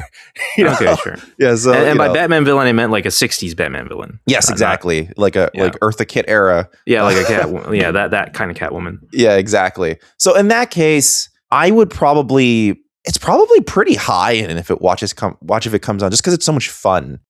Probably below Family, but probably above all these three. You know what I mean? Sure. That's what I'm thinking. But yeah. All right. With that. The picture they chose for this next one is really funny. It's just a bunch of people. Just a bunch of people knocked out on the floor. Oh, okay. I had to like maximize my window to see what it said, what it looked like. So this one, we did it with John Velas. So this is Clues. Yeah. This is the one where I forget if they wake up multiple times or if it's just once, but they wake up and they realize things have changed, like the clock has changed, certain plants have grown, etc. And Data seems to be the only one who knows. They believe they only were unconscious for 30 seconds, but then they start noticing all this bullshit that can't be true if it was only 30 seconds. Right. I think the overall mystery is that it was more than 30 seconds. It was like a week or something. And then, I guess it was an entire day. Oh, it was a day. Okay. Yeah, it was a whole day. But like the other thing happening too is that Data is acting suspicious as fuck. Yeah. And it turns out it's because they encountered an alien species who are like, you can never see us. The moment you see us, we have to kill you. And they go, okay, what if we just make everyone forget? And they're like, okay. Even though that doesn't work because the moment they know that they're off sync by a day. Wait, I forget. Did the alien species self-identify as xenophobic?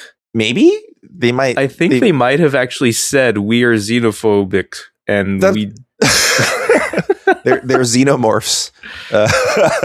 Well, in the sense like they just hate being perceived by anything from the outside. Yeah. Like they cannot be known. Yeah, I think literally. Yeah. And so they force everyone to, or they force everyone to promise, like, because Data is going to be the only one who remembers, and Picard convinces these aliens, like, hey, just wipe all our memories. It's going to be fine. We're not going to remember you, and Data's going to keep our secret. Yes. It's going to be fine. It's going to be great. But also that doesn't work at all, because the moment they synchronize their clock with the starbase, they'll be like, wait, your clock is off by a lot. Yeah, we talked about that. The fuck's going on? And then also, be like, it fell apart immediately, because as soon as everyone like came to, they were like, what the fuck, Data? Why are you being so suspicious? Why are you trying to cover up shit? Yeah. And then Data's like, don't worry, this time when we loop, we'll remember all the things that we caught this time.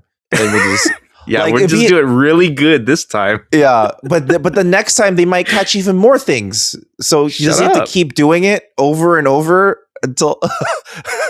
Nah, because everyone the next time they know better. They just shut up. Yeah, they eventually start remembering a little bit of it, and then they go it's like, right, yeah, we gotta stop doing that. We just let Data say it's fine. It's fine. Yeah. Despite all that, I think this is actually a fun, good Star Trek-y premise and episode. It's a lot of fun. Right. It also begins with Whoopi Goldberg in the holodeck. Wait, what is that? What episode was that? It's the one time Guinan gets to hang out with Dixon Hill. Oh, right. I remember because John was like, oh, yeah, you got some sexy Whoopi leg in there. Yeah. Oh, yeah, true. Yeah, he did mention that. That's true. But that turned to nothing. Never went back to that. Yeah, because, because Whoopi Goldberg is just very unavailable. Yeah. So, that's I don't know. To me, this is somewhere between necessary viewing and watch if it comes on. Like, it's almost good enough to be a necessary viewing, but it's also like fine. It's not like, it's somewhere in between those two. And even within those two tiers, it's not necessarily even in like the top or bottom of any of these tiers. You know what I mean? I don't know where to put it. I had it in the watch if it comes on category for myself, but where I would place it, I'm not really sure. But it definitely just feels like one of the episodes that is memorable enough to talk about with others. Yeah, it's memorable. And there's a lot of like interesting stuff that goes on with it. So I would say as an episode, it's fun in a way that is better than Devil's Due, maybe. Yeah. Because I feel like another good element of a watch if it comes on is that there's enough detail about it to forget in between viewings. Oh, it's broad enough like, how that did you're kind of like, oh yeah, that thing. Oh, that's good. That was good when I first saw it. That was good. It's like, oh right, yeah, that happened. And okay, that's how they get there. And, okay, that's pretty good. Yeah. Okay. So let's leave it there. Next one. This is a very famous episode. First Contact. Mm-hmm. Boy, one of the two good Prime Directive episodes. Yeah, this is one of the ones where right away I'm like, I think this is peak Star Trek. Like right away, I agree. I agree. Very good. Like the way, like they almost didn't want to do this episode. That's the crazy part to me. Like I think someone on the writing team had to fight for it and be like, we have never seen what a first contact could look like from the perspective of people meeting aliens for the first time. Like, it's such a, why don't we do this? You know? And then and it's really interesting because no one has a hysterical reaction. You know what I mean? Right. Everything is very measured and sensible. People act reasonably. Yeah, even the military guy, it's like, yeah, you don't know if they're militant. You don't know anything about them. They could be here to invade, so you got to be cautious. And I do also agree with the lady being like, hey, we should try to talk to them in good faith. And the president is so evenly mannered. And I love the line where he's like, I'm impressed that you can admit your mistakes. That makes me want to talk to you more. And it's such an interesting dynamic that they have with each other. It's like every way they could have approached it was done in the interesting route. And at the end, when Riker they're gets to have sexy times with an alien lady. Yeah, that's that's kind of a weird part. But then the part at the end where they decide to not pursue the warp technology quite yet, that feels realistic. I can easily see our governments doing that. Being I like the line from the leader of that society being kind of talking about I'm gonna have to go home to my family knowing about all this shit now. It's yeah, it's so interesting. You just informed me that we are not alone in the universe, and that's a fucking big deal. But I don't know if anyone else is ready for that. Yeah, and it's good stuff to talk about. It's good Star Trek stuff. The existential crisis of it from the perspective of outsiders and Starfleet people are just looking at it. Very interesting and outstanding. Also, the lady scientist is the same lady who would later play the Romulan captain in in the episode where Deanna has to go undercover as a Romulan agent. So I like her glasses. That's also why the performance. Oh no, I mean the scientist who decides to leave at the end goes, fuck you guys, I want to join Starfleet. Oh, sorry. Okay, yeah, that one. Yeah. She's the one who later plays the Romulan captain at the end, who has a really great speech of you fucking. Oh, okay, now that you mention that, or now that I have the right character in mind, okay, yeah, visually it's lining up now. Yeah. She's the one who gives that speech later where she's you fucking Romulan spies, you're all into making war. You don't care about the consequences. This war is going to destroy us, and she plays a similar measured character, thoughtful character here, where she is we can't be held back just because we're afraid of what they might do. We should pursue the truth. And, for all of that, she ends up going, you know what? I want to choose truth. I'm going to go with you guys. And probably becomes a piece of abduction lore back on Earth or on our planet, after the fact, probably, right? It'll be one of those whatever happened to Dr. So-and-so? The last we heard, there was some sort of alien scandal. Was she abducted by aliens? And I'm sure that's probably going on her planet afterward. So that sort of stuff is fun to think about, which would make sense on that planet for sure. And it might have been interesting to follow up with her and see what else she's doing, but Yeah. That's too bad that they never did. Yeah. But I think that's peak Star Trek in my opinion. I think it's probably better than Data's Day, actually, if we're being honest. I think it's better than Future Imperfect. Yeah.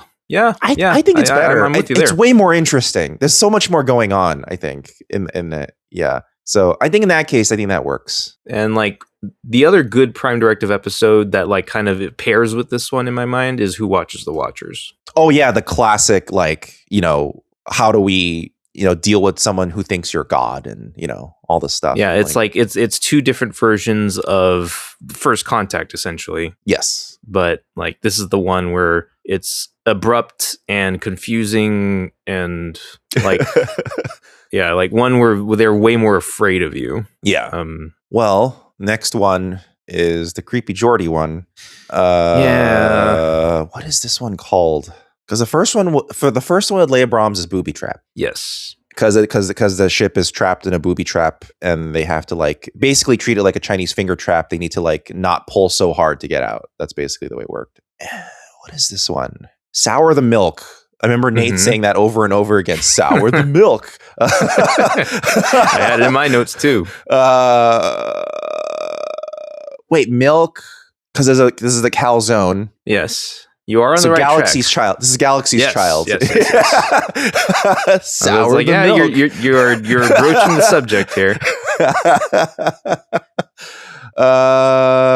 Yeah. So that's fucking Leia Brahms discovers that she has had fucking AI porn made of her and tries to reconcile with that. Basically, it's not explicitly said or depicted that it is AI porn. Yeah, that's true. Yeah, but basically, holographic version of her. Yes, it is nevertheless very violating and upsetting. Yeah. And Geordi reacts in the absolute worst way. And the episode treats it as though it's the right thing to do. It's an awful, awful thing. Yeah, the show goes, man, she really roasted him for no reason, huh? And then it's like no. And as awful as this episode is, I can't say skip. No, I don't think it's a skip, actually. Yeah, you can't say skip. Yeah. You need to know. Well, not just that. You need to if you want to participate in Star Trek discussion, you have to know about Geordi. And I think the awkwardness of it is so seminal to some of the feelings of Star Trek in general. Like this type of episode dates TNG very specifically, where it's like, not only does this it's one thing for this to occur at all, that he created a holographic version of an existing living person and then ended up kissing her and doing all this stuff. Sure. It's another for the show to then frame it as though, hey man, it's not a big deal. Why are you being such a bitch to Geordi? Yeah, and it's like everything about how it works too is terrible, because the way Geordi approaches this entire topic is completely like bonkers. It's like, why would you have this assumption that this real person is guaranteed to act 100% like the fake computer thing you were interacting with? And at every turn, she is frustrating your expectations. Like, she is subverting she's not going along with everything you say. And not to mention, the first thing she does when she arrives is, oh, so you're the one who fucked up my ship. And it's like, okay, really, you've right already away. Done. Just don't pursue anything at that point. You're already done. Done. Clearly this isn't the same thing. And then he invites her to dinner, and then kind of touches her hair and goes, oh, your hair is down. And you're like, what are you doing? This is so creepy. And isn't that after she told him she had a husband? I forget when she says that. But he continues after she says she has a husband, I think. So very weird vibes from Geordi. It's not great. Unfortunately, this is necessary viewing. That it is. It's definitely low. It's not a particularly fantastic episode. But for what it's worth, it is at least a cautionary tale about the folly of parasocial relationships. And it's it feels like an episode that is part of TNG's DNA, for better or worse. It really sets the tone to how, despite all of the progress TNG in general had made, when it came to women's rights and women's issues, they were still very, very not there yet. Yeah, that's fair to say. Yeah, so that's kind of where we're at there. Next episode. This is the best scene from that episode. Yes, where Beverly, because she can't sleep, hallucinates all the dead bodies sitting up, which is a really good, creepy image. Right. It is an odd explanation for all the creepy imagery, because essentially it boils down to they're not getting enough REM cycles. Yes. And this is also why Deanna keeps having visions of floating in a gas. One moon circles, dimension. Eyes in the dark. Where are you? Can you read my mind? What is this called? It's Nightmares. I thought you said it already. No, I didn't say it. I didn't say the title yet. I wasn't thinking of the title. Yeah. It's Nightmares. You almost did. Or is it? What's worse than Nightmares? Don't give me hints. Don't do this. Look, we've recorded a lot already. Look. Okay, let me think. What's worse than Nightmares? What is it? Night Terrors? I think it's Night Terrors. Okay. Yeah. You want to know the dumb way I got that? So what's that? You know, in Soul Calibur, the name of the bad guy is Nightmare. Yes. Because he holds fucking the Soul Edge. Yes. The extra evil version of him is called Night Terror. That's how I put it. Well, there you go. I mean, that works. I mean, they use the same logic we just did. Where he's like fully given into his monstrous desires. That's Night Terror. Yeah, and when a nightmare becomes more intense and more powerful, it becomes a night terror. Fair enough. So that's that one. Basically, everyone's starting to have night. Is this the one where also Miles tries to get into a fight with people at the bar and Guinan shoots the ceiling with the gun?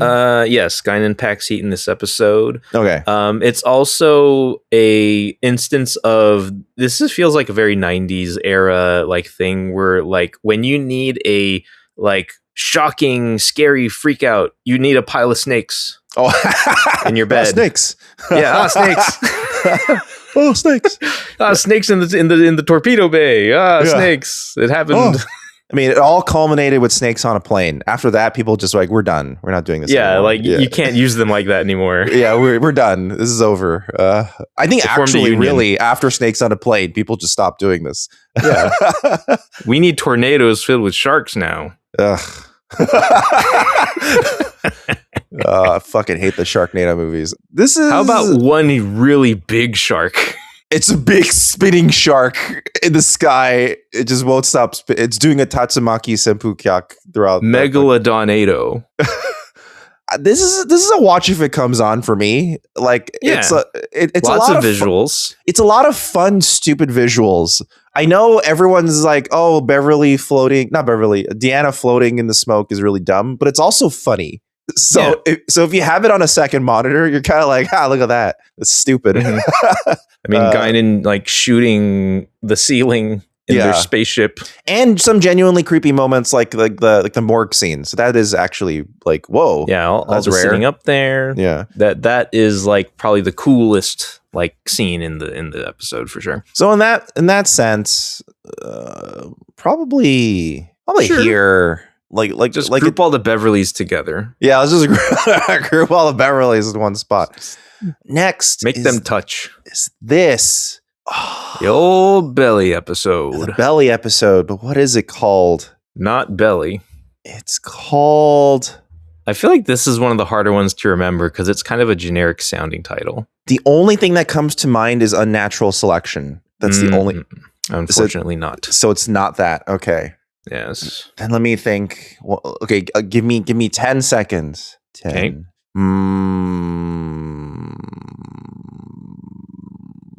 Fuck. To be honest, I feel like this title isn't very helpful, like, or not very descriptive. Yeah, I can't get this one. This is the first one I'm gonna miss. What is it?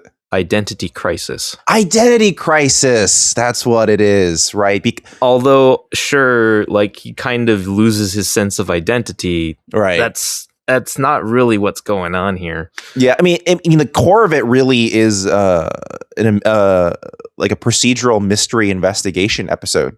Yeah, and this has like the coolest, one of the coolest uses of the holodeck to date, where Geordi uses it as a forensics analyzer. Yeah, which they will also later do a few other times, like the one where Riker keeps getting kidnapped. They kind of like go, okay, what table are you looking at? It's a metal table. Yeah. I forgot that they did that too. Yeah, so that's interesting. I think this was a weird episode because this was originally a spec script, and originally it didn't star any of the Trek main characters. I think it was supposed to be like, here are Trek characters we've never seen, and they're going through this stuff. Very odd idea as a pitch, but I guess they really liked the idea enough to transplant it onto main characters, including. Were there original like plans to like kill off these characters? Maybe is like, I think that might have been why they are. I think that might have been part of why. I don't remember the exact details, but it's an odd episode for sure. I mean, the investigation parts are really visually interesting and like kind of procedurally interesting because you see him going through all of the motions. It's also kind of like creepy too, because when he figures out what it is that like the anomaly in the recording, it's just a like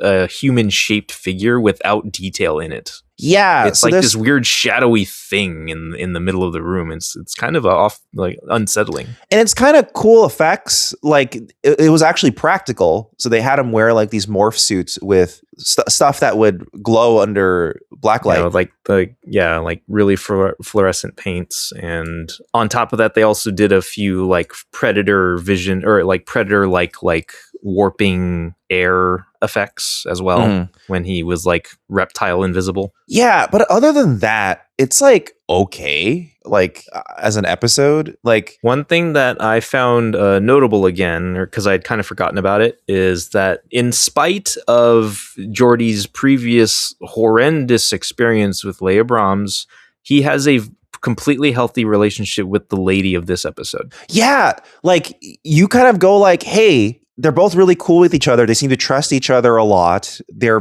former coworkers. They're very close, and Geordi doesn't make it weird. Thank fucking God. It's possible.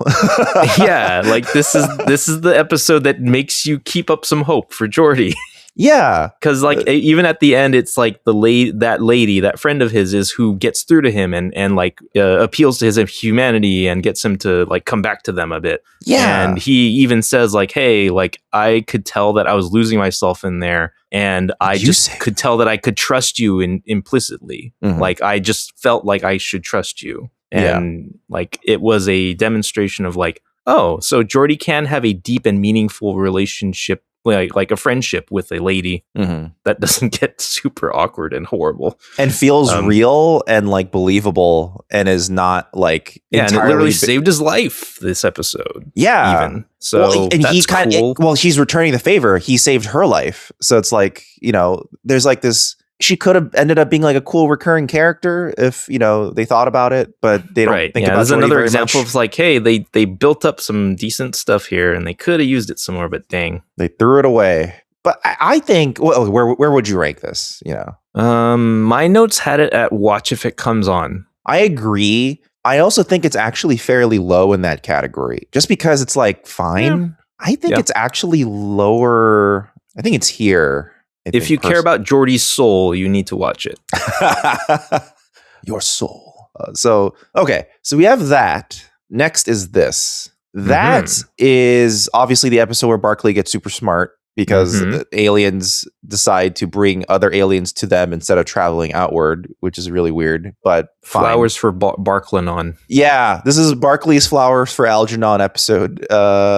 This is the Nth Degree, I believe. Yeah, you got it. So it's fun. It's always fun to bring back Barclay. They originally were not sure which character to do this with. They were considering trying to do this with the main character. This feels like another like tropey episode premise where it's like, hey, one member of your cast is going to become super intelligent. Yeah, I think it works though. I think it's like and I do like that someone did go, what about Barclay? Let's do it to Barclay. I think because of the way it functions, I think this is close to either the top of Watch If It Comes On or Necessary Viewing because, well, it's like, I don't know. Part of it is maybe this is one of the episodes I saw a lot when I was younger, so I'm a little biased. There's like this. Like I remember you mentioning that you do have an affinity for Barclay the character. Yeah, and in my own viewing experience thus far, I can't say that I can share that sentiment. Oh well, where would you place this episode? You would think then. I had it in a Watch If It Comes On, but I did not like consider it near the top or in the running for Necessary Viewing necessarily. Well, that's fair too. I think you can, I'm probably biased in this regard since it's just like an episode I saw a lot. So maybe you could like, where would you place it here in Watch If It Comes On? I think I might place it right next to Brothers somewhere. Okay. So kind of like, oh wait, whoops. I'm grabbing the wrong one. Here. I would somewhere around there. I would say it's better than Brothers. Yeah, that's fair. And then, but it's not nearly as important as Final Mission. And I'd say Devil's Due is more fun. Yeah. This makes sense to me. This ordering makes sense to me. So yeah, it has a silly little moment of like, hey, Barclay's so smart. He talks to Einstein in the holodeck. That which is pretty silly. We also got more like the crew of the Enterprise just loves to act, and so they have to do Cyrano de Bergerac. Oh, right. Yes, right. And that's like a way to track Barclay's like development. At first, he's not confident and he sucks at acting. And then he gives an amazing performance. And everyone's like, and he makes Beverly cry. Yeah. So, but it ends with a regular show ending where it's just a big bearded man face that just appears out of nowhere.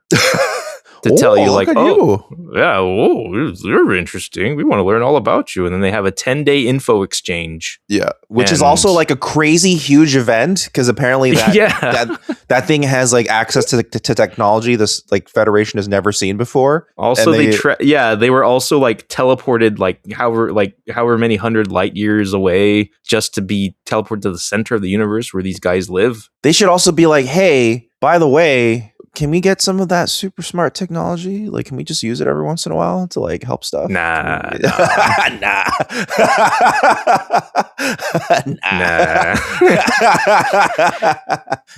Bro. Well, we just wanted you here. Once you're here, get the fuck out. You know, we just want to take a good look at you. You know. Also, I'm gonna die later in DS9.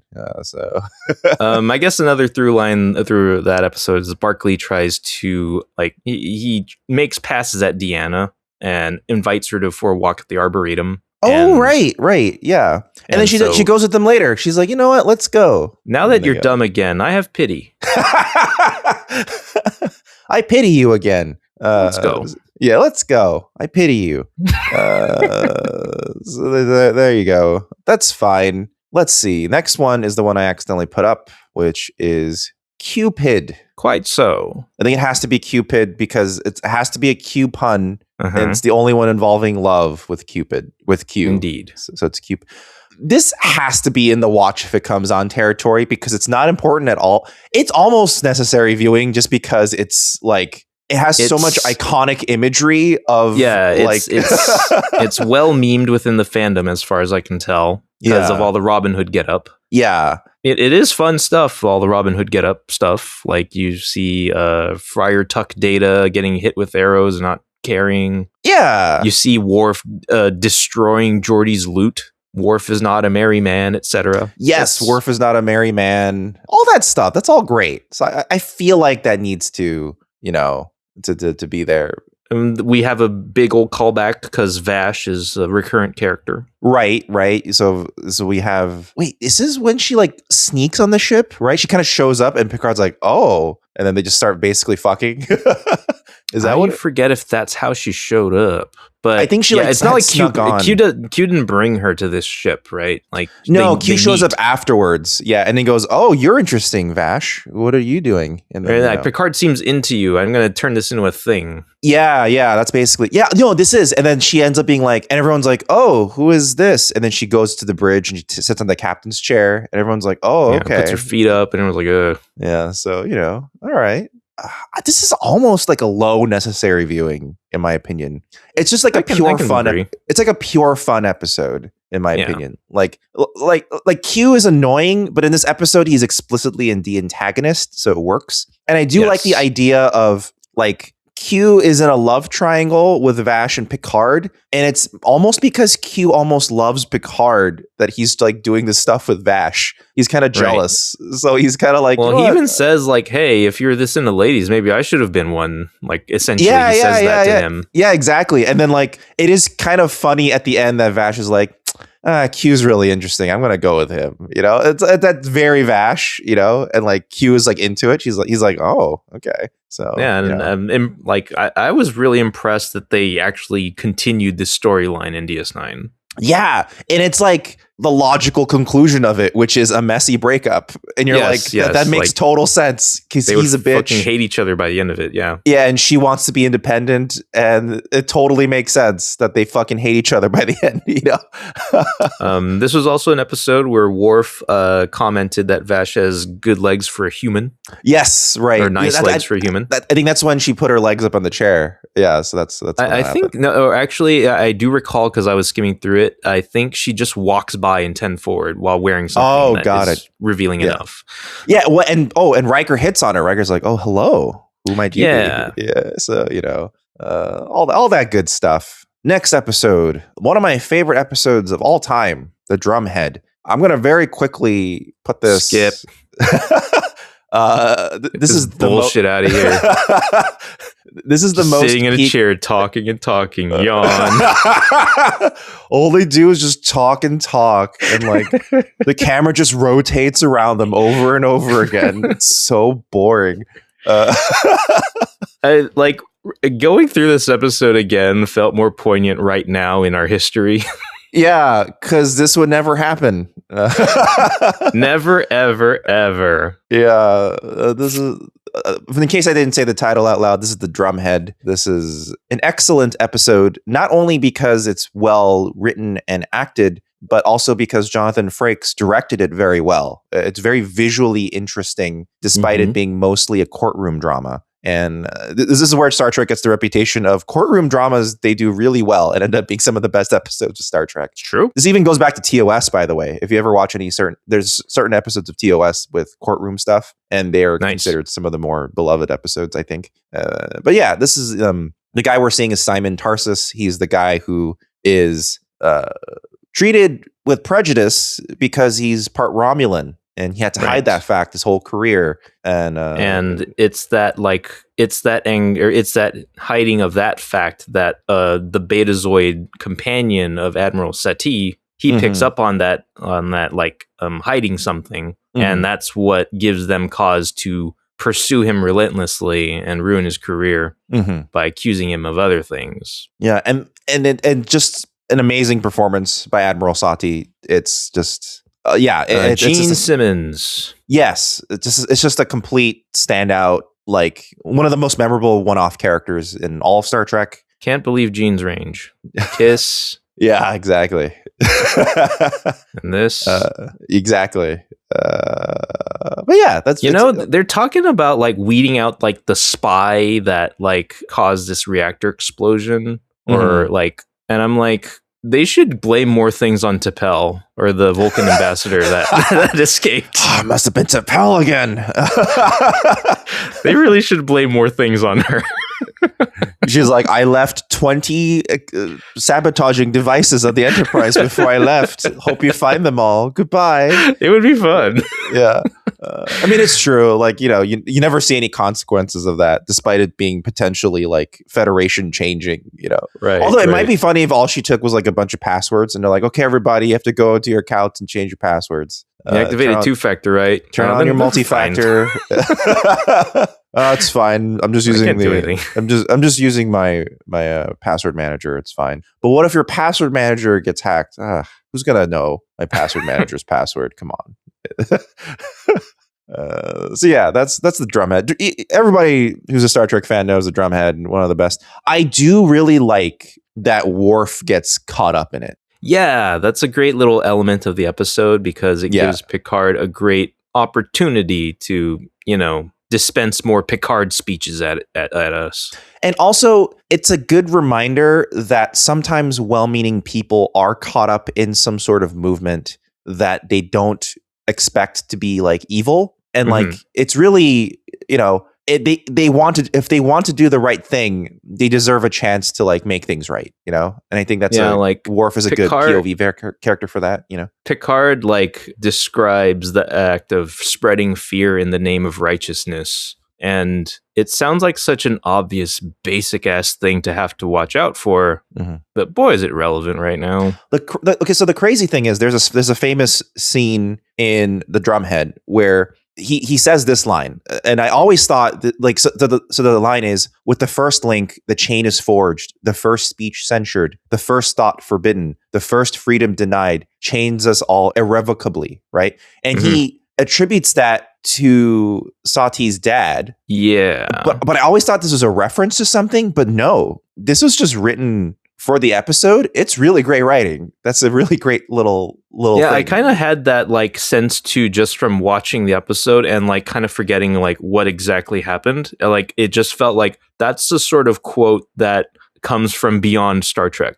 It sounds like a quote that comes from before Star Trek. Yeah, it feels like something like Teddy Roosevelt or someone would have said or something. And you're kind of like, right. This sounds like some great like, rights activist or something. Yeah, and it's like, no, it's just written for Star Trek. And like, who wrote the Drumhead? Let me look that up. Jerry Taylor. Oh, great job, Jerry Taylor. You're not a great showrunner, but you're a great writer. Good for you. Because season 7 is basically her show to run, and it's not great.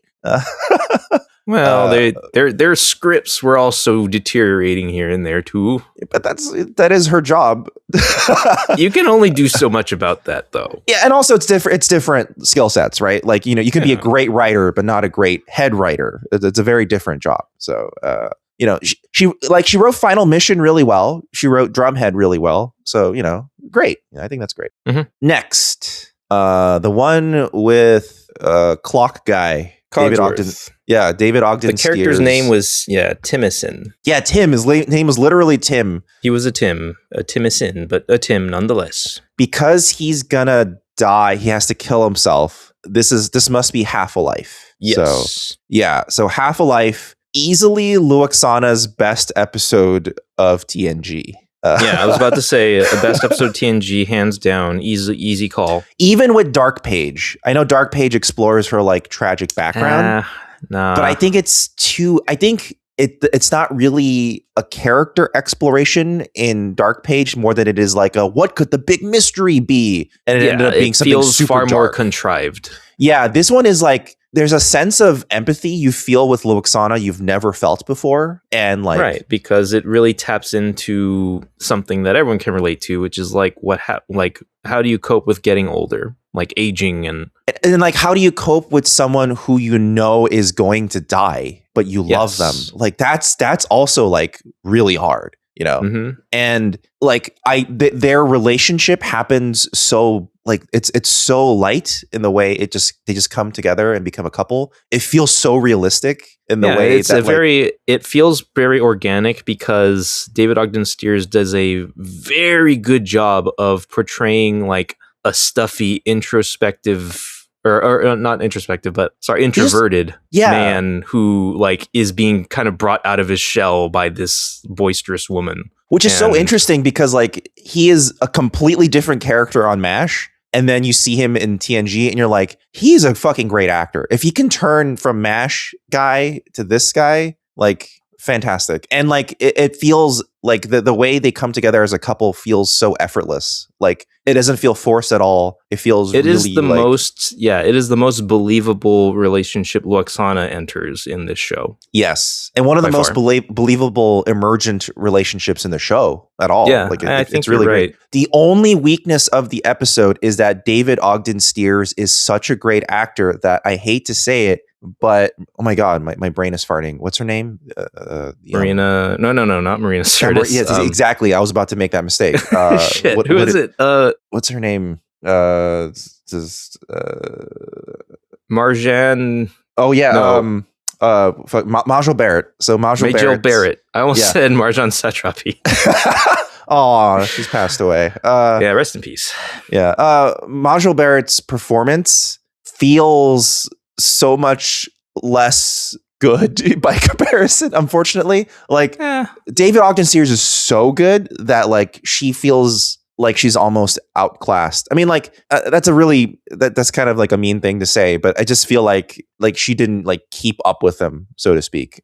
But the scenes regardless still work really well. I don't think it's diminished very much. That's really the only low point. Oh, and the first entrance of Michelle Forbes into the series, who plays Timison's daughter, who convinces him to go through with, because the whole premise of the episode is that in their planet, if you reach a certain age, you must kill yourself. It's just culturally what you need to do. Yeah, at the end, you celebrate the life you've led and have a beautiful send-off into death, which is like how the society works. Like culturally, they love it. Yeah. Like, and there's a lot of points happening against that, which is that one, he's fallen in love. So like he would love to have a life where he could experience more of this love with Luoxana, but also from a practical perspective, he's a scientist that is attempting to save their son. And if he just had a few more years, he could save the son. But because he has to kill himself, that means the scientists of his planet need to recreate all of his work all over again, at which point there may not be enough time. You're too old and expensive, veteran developer. We're firing you.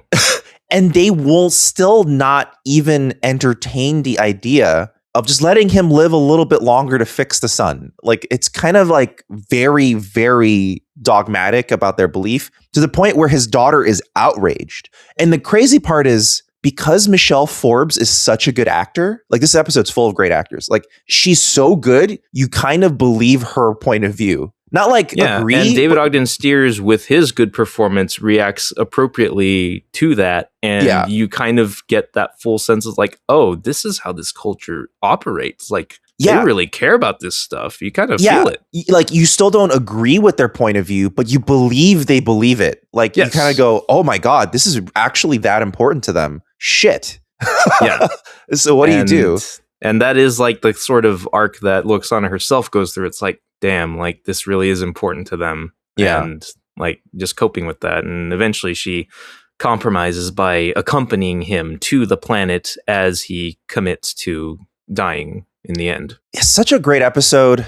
It's crazy because it's a Luoxana episode, but I think it's peak Star Trek. I had it in my notes as necessary or peak. And I think it's right at the bottom, right there. You even have some shots of shooting torpedoes into a sun. Yeah. The classic shooting stuff to make it work better.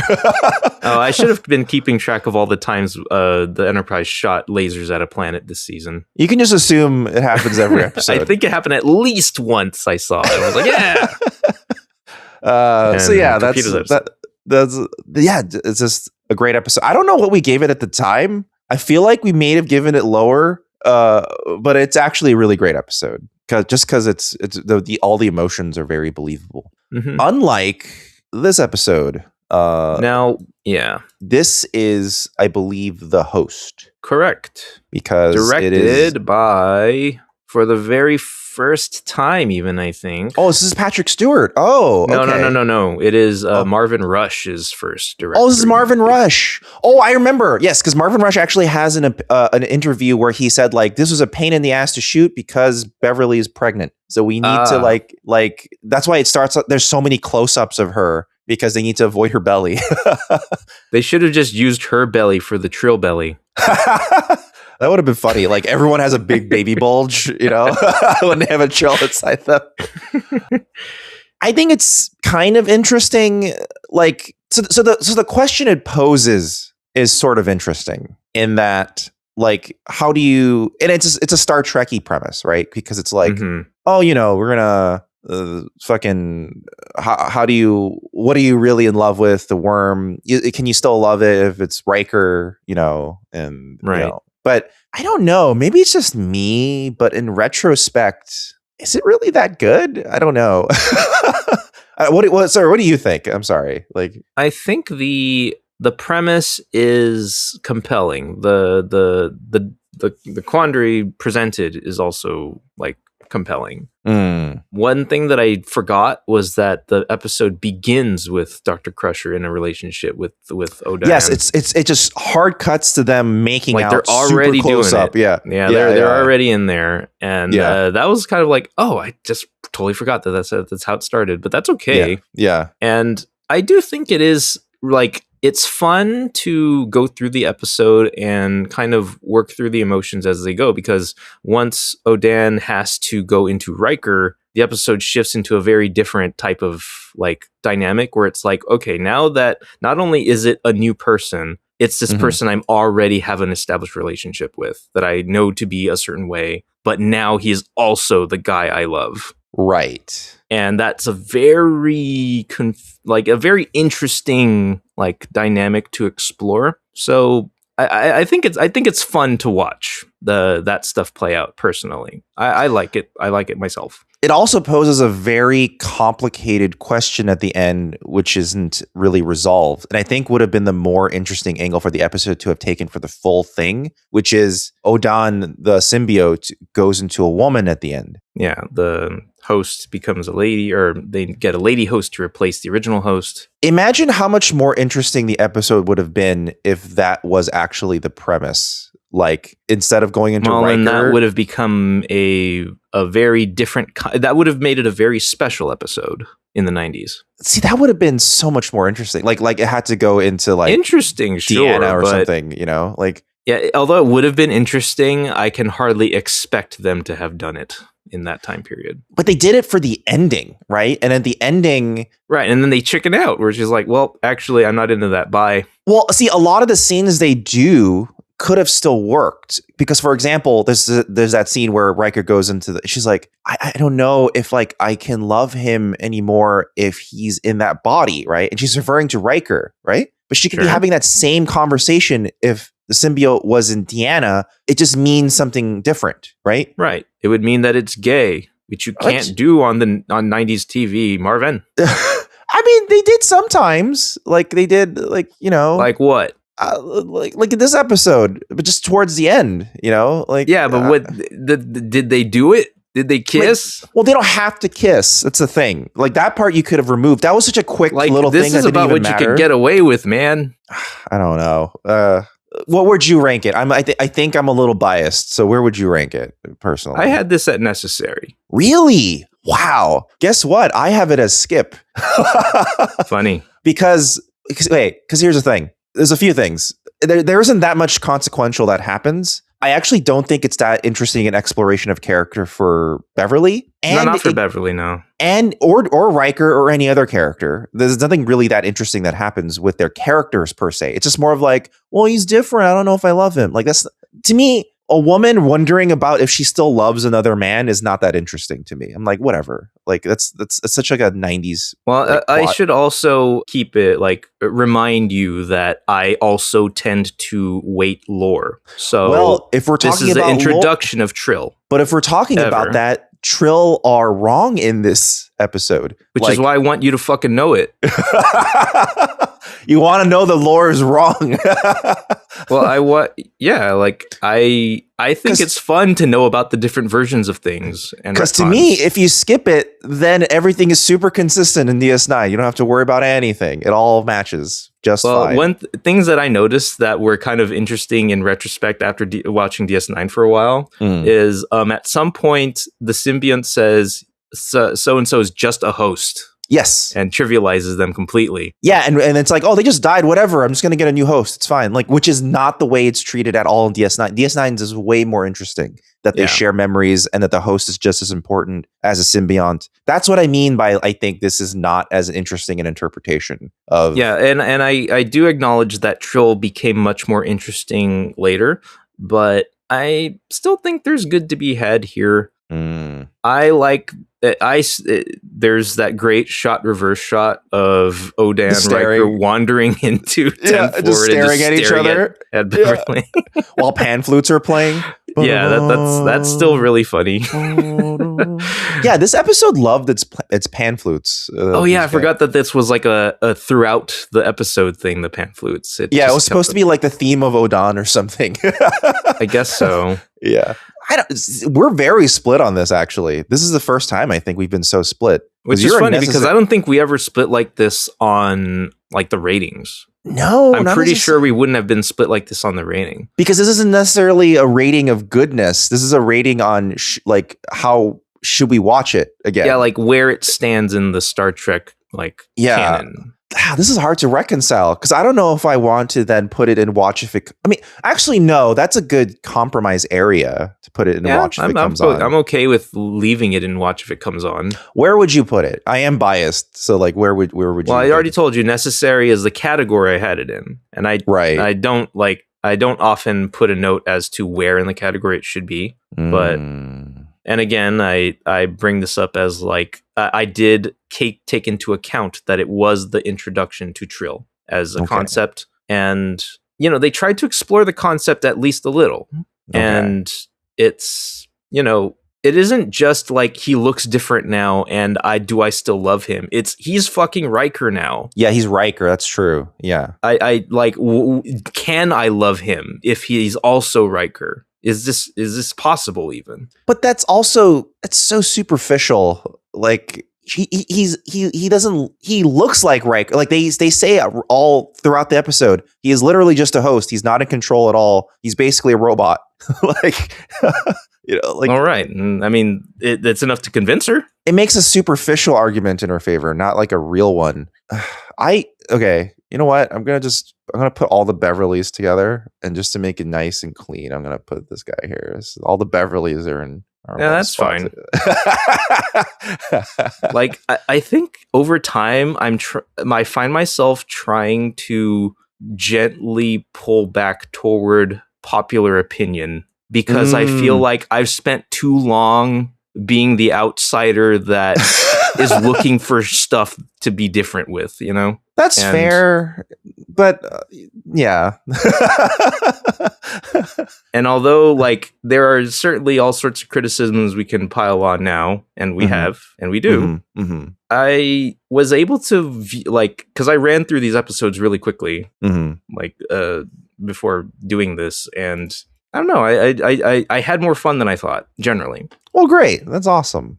And it is a different perspective rewatching them and then watching them in the context of a full season all at once versus like, week by week evaluation, I guess. So. And one thing that I did like was that the symbiont, when he was really like starting to go south inside of Riker's body, is like, okay, after a while, like once it hits this spot, just fucking take me out and let me die. Don't kill Riker for this. He doesn't deserve it. He's done enough. Oh yeah, that's true. It's like I'm just glad that they have considerations like that in the script. Yeah. Okay, the next one, it's the Geordi Manchurian Candidate episode. I think this is the Nth Degree, right? Nope. It's not. What is this then? In fact, the Nth Degree is not the name of an episode in this season. Oh shit. Which one is this then? I guess you have to put a 10-second timer on me. Let me think. Fuck. What is this one? I don't think I know. I nothing's even coming to mind. What is it? The Mind's Eye. The Mind's Eye. Okay. All right. I mean, like, it's loosely applicable, but it's definitely not specific in any sort of way. Yeah, I mean, it's the Manchurian Candidate, but with Geordi. The Romulans brainwash Geordi. They kidnap him because he's chillaxing with music in his shuttle on the way to the Ryza AI conference. He's going to an AI seminar on Ryza. Yeah. That's literally where he's headed. Yeah. Which makes it sound like he's going to go waste his time with a bunch of tech bros. Probably. There are definitely tech bros in this world. That's for sure. Yeah. Like, there's a whole tech bro. Ryza is the tech bro planet. You can see that being the case. You know what I mean? Like, there's probably plenty of them there at any given moment. It is hilarious in this episode where when they replace him with like the fake backup Geordi that's going to go to Ryza, it's a black guy who looks nothing like Geordi, which means the Romulans are like, he's black. They won't even know the difference, And thankfully, no one on Ryza has any like photo portrait of what he's supposed to look like. Which is they don't go, can you confirm your reservation, please? You're black. Come in. His ID card just says black on it. Yeah, black Geordi. No, it just says black. Oh, okay. I see. Black Star Trek guy. This is a fun episode. There's a lot of like, it's got like Data saves the day again. So if you like Data, he does his job. He saves the day in like half of these fucking episodes. But this is one of those episodes where it's like, Jesus Christ, you guys would be fucking dead if it weren't for this fucking guy. Yeah, you guys are constantly under threat from Data, but also you would not be here without Data. He is the source of all of your problems and also the solution to all of your problems. Data giveth and data taketh. Yeah, it's a classic thriller. There's twists. That guy ended up being the bad guy. All that stuff. But I do like there is a denouement at the end where Geordi's like, I can't believe I was brainwashed, and like a denouement or a denouement. Oh, a denouement. Yeah, I guess that's the way you're supposed to say. But he said something with Beverly, or not Beverly, Deanna, to like kind of go, oh my God, do I need to like recover from this? What's going on? That is like a pretty good bit at the very end where LeVar gets to just kind of freak out a little bit over how much he doesn't actually remember for real. Yeah. Like all his memories are fake, and he's like, what the fuck, man? And it's like, yeah, it's a bit harrowing. You feel his panic and dismay. Yeah, it's legitimately like, oh my God, like what do we do moving forward, knowing that I was brainwashed and since we're all like talking about the whole season like together, Picard was Borged We got Geordi, who's been bellied and Manchurian candidated now. Mm-hmm. Riker was brain kidnapped. Yeah. Everyone was unable to sleep. Compromised. Barclay had his brain kidnapped. Yep. Deanna lost her empathy powers. Everyone got like mind fucked a lot this season. It happened a lot. Yeah, Geordi. This was a really bad season for Geordi. Yeah, he got fucked up. This was a rough season for him. Yeah. This is a lot. This is a very much a watch if it comes. This is a classic watch if it comes on. It's not like important at all, but it's a lot of fun. That specific shot they use in this thumbnail, it's a classic shot of Geordi freaking the fuck out while he's in the head vice. I guess this is the second instance in the season of notable Klingon-Romulan collusion. Yes. They're hinting at more things. This is actually the first hint we get of Alt Universe Tasha's daughter, who is half Romulan. Sela. Yeah, she's Sela. only in shadow in this episode, but she's like the lady in charge. And uncredited in order to make sure that people didn't get it. Right. This is also the source of the good Klingon quote, "You swear well, Picard." That's a great compliment. Always has. Yeah. Oh, the Klingons over time, they get better and better. Again, as soon as they added Ronald Moore to the cast, and it's like, hey, you make up Klingon stuff. Which he did. The Klingons started getting way better, way more interesting. Good job. In terms of Watch If It Comes On, I think it actually rates fairly high in the Watch If It Comes On category. I think it's got to be like here. Yeah, above. I would sooner watch this over Final Mission easily for sure. Yeah. Okay. Let me put good there. Let me put these up here. These are not actually in skip. It's just we're not going to be able to see them with the way I crop off the video. Okay. So I'm just going to put it there. But these are the last two right here. This is the one where Data gets a girlfriend. What is the name of this episode? It's not the Nth Degree. No, it's not. Fuck. What is this episode? I don't think you're gonna get this one because it doesn't make any sense to me. Or like it's a stretch. Like it requires a lot of thinking to come up with a way this would make sense as a title. The Next Phase? Mm-mm. No, the Next Phase is about them literally. I think that's the one that Geordi and Ro are. That sounds right. Are ghosts. I don't know. I'm not going to get it, I think. In theory. Okay. Mm-hmm. All right. So that is 3 out of 26 episodes I did not get. Okay. That's not too bad. That's all right. Pretty good. Maybe you might not have gotten Legacy if I didn't spoil it for you. But I think I would have. I think I would have gotten there. I think that one, I feel like I would have gotten there. Yeah. I'll just say you did to make myself feel better. But I don't think I would have gotten In Theory. I've already forgotten what the Geordi one's called. What is it called again? Mind's Eye? Okay, Mind's Eye. And then what was the other one? I forgot. The one where what was the other one? The Geordi one where he's belly. What is that called? Oh, I'm sorry. I was skimming. I was scrolling too fast. The Nth Degree is an episode in this season, and we already did it. Oh, what is it? It's the Barclay one. It's the Barclay Algernon episode. Oh, so I just kept saying the Nth Degree over and over. And we never... For an episode we already talked about. Okay. But did we identify it as the Nth Degree when we talked about it? I don't know. I actually can't remember now. We'll have to go back in the recording. Oh my God. I'm going to sound so crazy if you did. I am pretty so scared now that I'm going to sound like a complete insane asshole. Now that I'm thinking about it, I think I did say the Nth Degree. I think I said it really quickly. I was like, this is the Nth Degree. I think that's the way I said it. Okay, and I think it's because you kept trying to guess it again. It's like, well, not that. It's not that. You're trying to guess the Nth Degree. Yeah. Because that would apply to all of them, okay? Yeah, these are all Star Trek to the Nth Degree. Yeah, In Theory.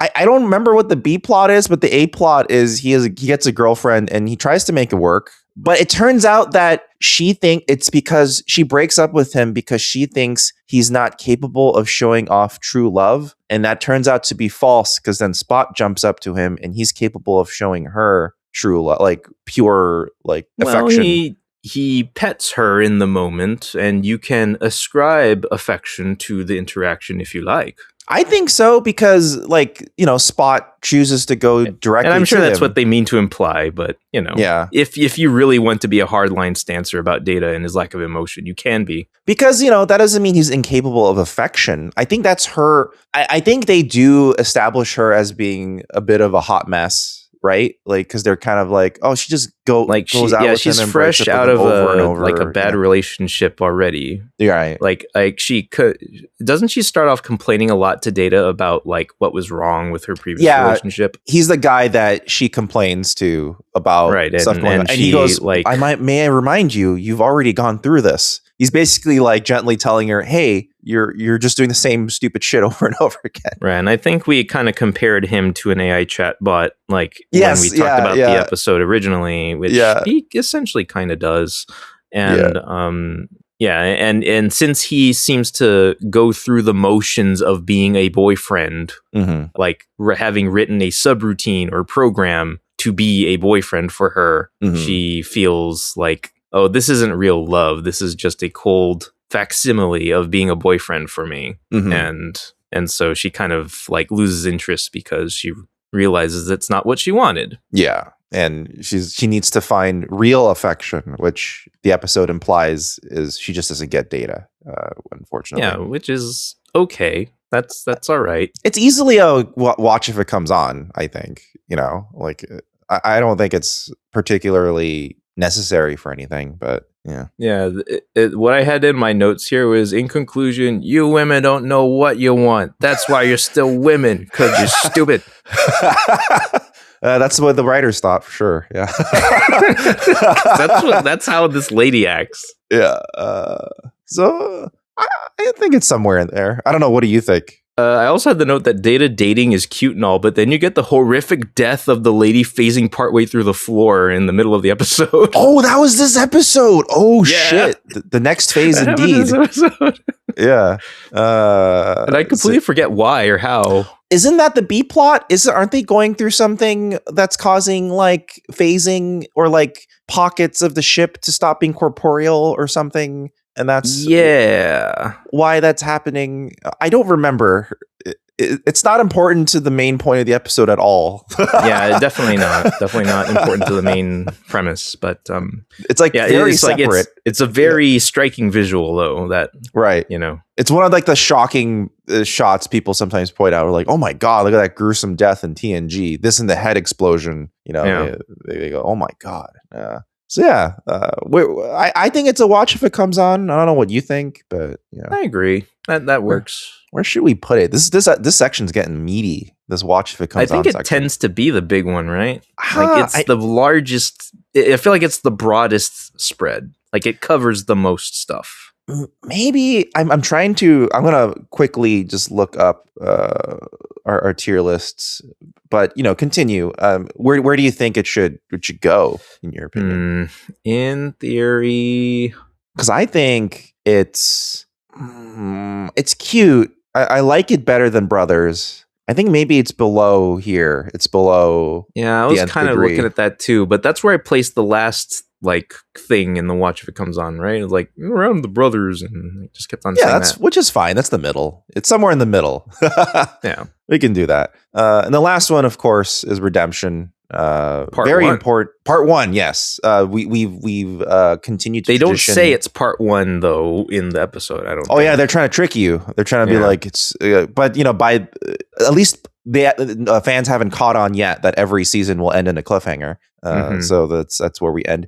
It's quite a good episode, I would say, because you're getting so much Klingon politics combined with we're growing Gowron as a character. We're starting to see House of Duras stuff. You see the Duras sisters for the first time, I believe. You see a lot of what starts to define Worf as a character, which is the internal struggle of him being in Klingon versus his duty to Starfleet, which is a really big thing. And you get the twist of Admiral Sela showing up at the end that makes you go, what the actual fuck?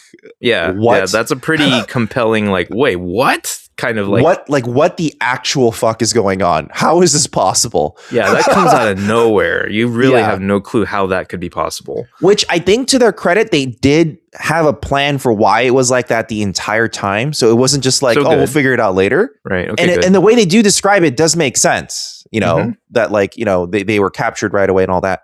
But like, unfortunately, the way Redemption Part 2 plays out is a little less interesting. But we don't need to worry about that here. Exactly. And the image of Worf being like, you know what? I choose the Klingons, and leaves, and everyone gives him like the salute as he's going down the hallway to the transporter room. And he leaves. A great parallel to the commendation that, exactly.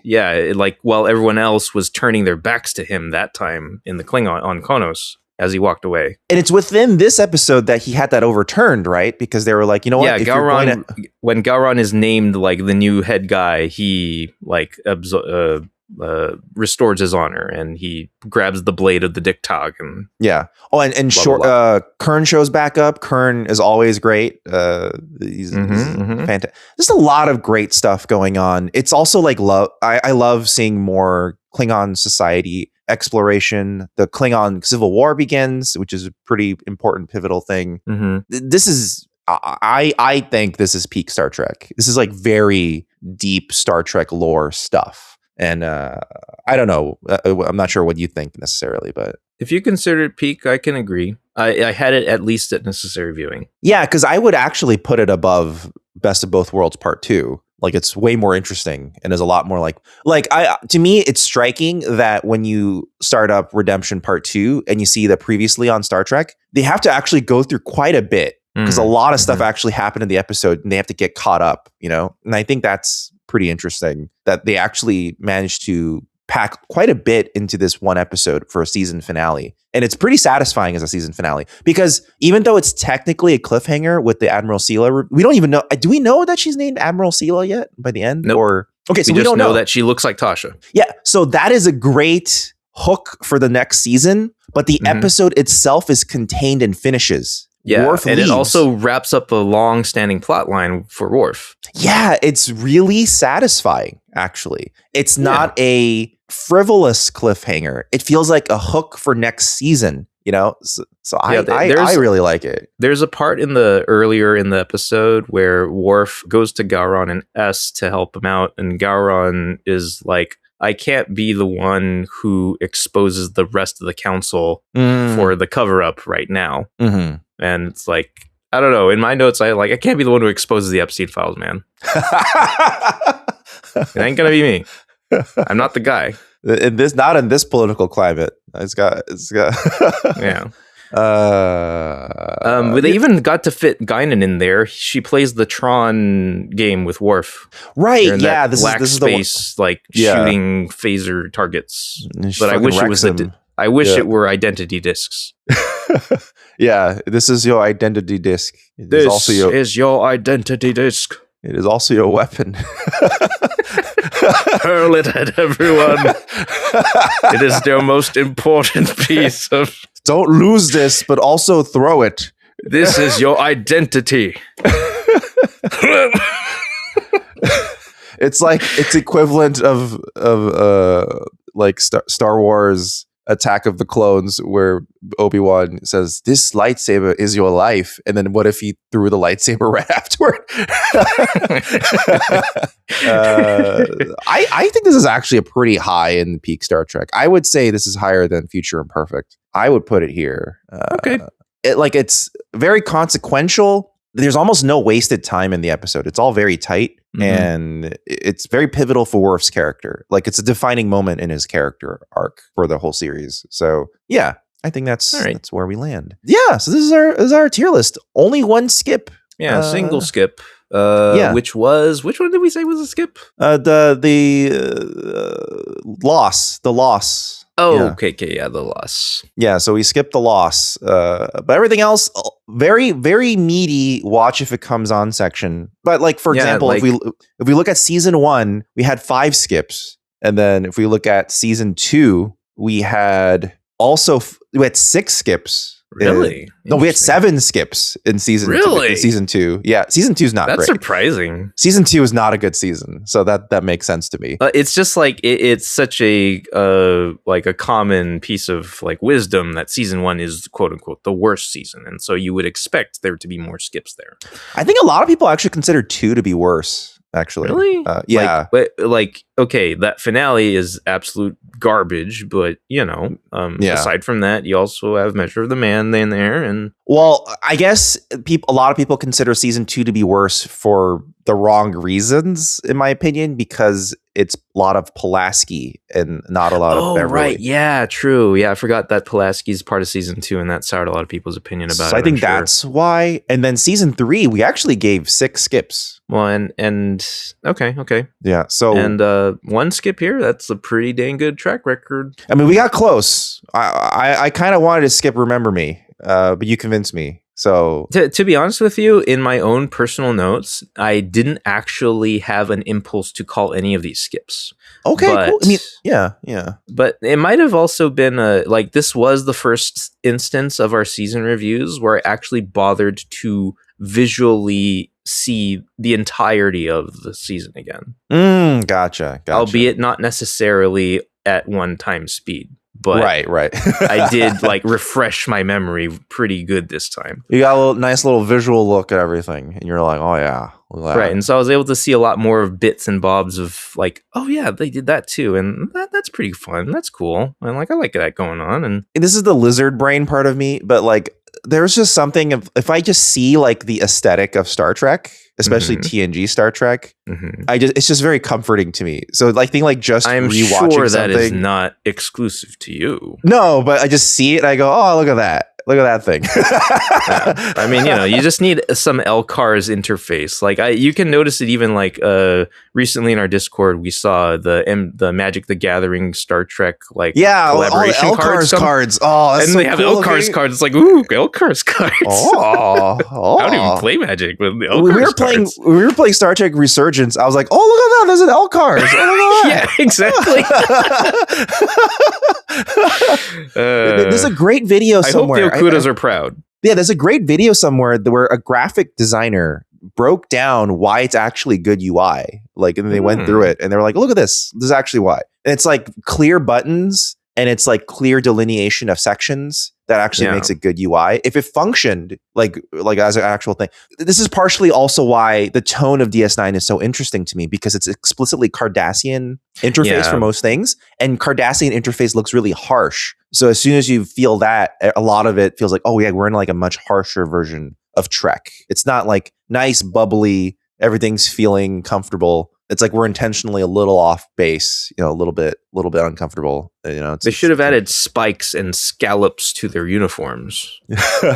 Yeah, they should have. I do like that they put like the unnecessary like door lips at the bottom of doorways to the point where Melora could not go through with the wheelchair. I think that's actually a good detail that makes like the place more oppressive. I like how their TNG. Doors are, or I like how so many of their doors are rolling gear doors. Yeah, they're Fallout gear doors, vault doors. Yeah, that's fun. Which does bring into like the mining aesthetic of the original station, right? Like it was very mechanical and like there's a tram. Well, in the concept art there was a tram, so that would have been interesting if there was a tram. That would have been really cool, even if it never moved. That it might be cool to see a tram somewhere. But yeah, this is probably, makes sense, the most successful season of TNG so far. Not everything is a banger, but everything is pleasing to watch. Like this, we're in the era where it's like you can just turn it on and have a reasonably good time. Yeah. And a lot of peak Trek. There's a lot of peak Trek going on in this season. Yeah, like I'm glad that by the time we're in season 4, we're not poo-pooing everything here. Yeah, it's because this seems to line up with not to say popular opinion, but it felt a bit like we were being a little too consistently iconoclastic. Well, I think part of it is that season 7 isn't great. That is like happening a little bit, true, but it's just and it isn't iconoclastic to say that. I mean, like a lot of people just go TNG season 7 is pretty doo-doo. Everyone says, but that finale, and and it's like, I'm interested to see what you would think of all people. I think Ricardo is going to fixate on certain things and maybe either as a result swing wildly in one direction or the other. You never know which way Ricardo will swing because it's usually based off of a single like major detail. Because that's the thing. Without giving anything away, it has lots of things he likes and lots of things he doesn't like in both. Okay. All right. And it's an hour and a half long because it's functionally a movie. So I wonder if that will maybe help develop things. I'm wondering what someone like you or Sarah thinks, because Sarah tends to view things more macroscopically. And then I think you actually think somewhat similarly to me, where like you view things in little compartments of the show here and there and like see how it reacts. So I guess we'll see what people think of the finale. It's going to be interesting, in my opinion, because I'm sure it will be. Because like this now has become like a pretty big, culmination of all this time we've spent on the show, and it's a bit. It's very it's a big thing to anticipate finally getting to the end of it, and because it is known to be such a good finale, people talk this finale up a lot. They say it's a great series finale. I think just for you, I'm going to say this. Maybe keep in mind, because I'm interested to think to what your reaction may be as a result. Keep in mind this screenplay for the All Good Things for the TNG series finale was very rushed. Okay, so I'm actually curious to see what you think. This was like a last minute. Oh, we're ending the show. Oh shit, we got to write a finale. And they wrote a finale. Interesting that you choose to tell me this one point, because I want to know. Because I'm not sure what that means. I want to know how you view the episode knowing that. So let's just put it that way. While the other two don't. So all right, because the counter question to that would be, would I be able to tell that it was rushed if I just watched it? Because like, keep in mind, there were 3 different things they were working on. This writing team and producing team simultaneously, 4 if you count DS9, but DS9 was kind of its own silo at this point, so they were kind of separate. But like, even if you don't count DS9, there were basically 3 things they were working on at the same time. They were working on TNG series finale, right, and all that entails, the movie Star Trek Generations, and pre-development for Voyager. Oh, right. Voyager was actually happening right now. There was a fuck ton of balls they were juggling at the same time, and 2 of them had to be bangers. They had to go, these need to be hit out of the park because they're very important. Voyager too, to be honest. But Voyager, they already knew they had the project, so they can kind of just work on it. But like, everyone expects the series finale to be a banger. You got to make the series finale of TNG a banger, and the first TNG movie, we got to make that a banger. Come on, so let's. I mean, there would be good pressure on either project. Yes, there was a lot of pressure on this writing team. So in hindsight, I am very sympathetic to them. But yeah, I'm curious to see how the Newbie Star I can Trek say crew. At least that, like, after doing this for as long as we have, and having absorbed many of the opinions and comments that we have gotten, I want to say I will have a good and measured mentality toward the finale. I feel like I'm not expecting peak right off the bat, because I know what happens when I just accept fans for their word. But I'm just curious. I'm very curious to see what is thought of as a great finale for Star Trek. I feel like you're the most reasonable out of us, so you might end up having the most reasonable take on the finale. I'm obviously biased since I've seen this show so many times. So you can be biased and still reasonable. Yeah, we'll see. Maybe I'll be super Everyone thinks it's funny. So many people in the comments think I'm so unreasonable now. No, I think there's been recently some splits in opinion for takes you've had. Suck. Fuck the Bucky. We'll see how you like it when someone comes and upends your life one day. Yeah, even though I knew the risks when I took this life and were given really easy options out that could have solved the problem for everybody, given the technology we have in this version of the world. because this is not a good allegory for real life migration issues. I think some people are giving the argument that not everyone does have that ease of like moving away. Like they don't have that option as freely available to them as they literally said, we can move everyone to a better planet for you. It'll be fine. All right, if that's the case, then sure. But if it's not the case, then sure. Like I do think a lot of it is because it's against the Cardassians, and like sure, like the Cardassians suck. So if you I saw one person like, "Whoa, sure." So like. They were just painting the Cardassians as Nazis, and so how dare you not be against them? Which is, if that is the only point you have of it, sure. Then yeah, if you take it entirely at the face value it wants you to have, then yeah, that is. But if you are analyzing it, but if you're analyzing it in the way that Deep Space Nine invites analysis, no. They don't invite it on purpose. Kind of.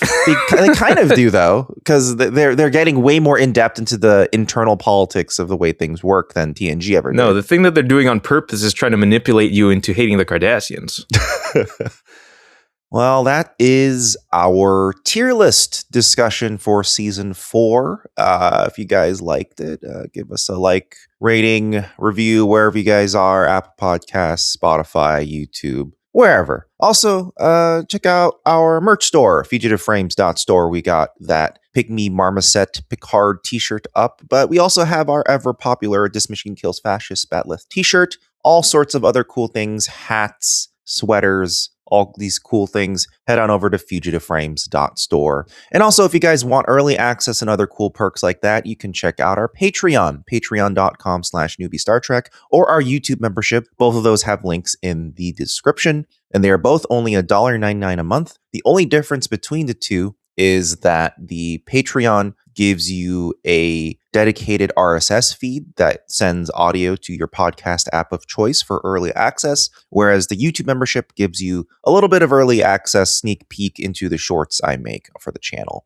But otherwise, they're both $1.99. They both give you early access to new episodes. When we start streaming TOS and TAS eventually, those will also be membership only and Patreon only. That also gives you access to the private Discord, coupons for the merch store, name in the ticker, all that good stuff. You can just head on over to patreon.com/newbie Star Trek or click on the links in our description for both the Patreon or the membership. All right, we'll see you guys next time. This was TNG. Yeah. A lot of fun. Right, that was an odd discussion to have at the end of our season 4 tier list, but yeah, that's true. It was more about the finale of the show, but that's just where we happen to be in our history with this show at this point. Yeah, so let's just call it that. All right, everybody. We'll see you guys around. Okay, we'll see you guys next time. Okay, all right. Goodbye, everyone. Have a good day. Bye. Have a good time. Bye. Have a beautiful time. Yeah. Take care, y'all.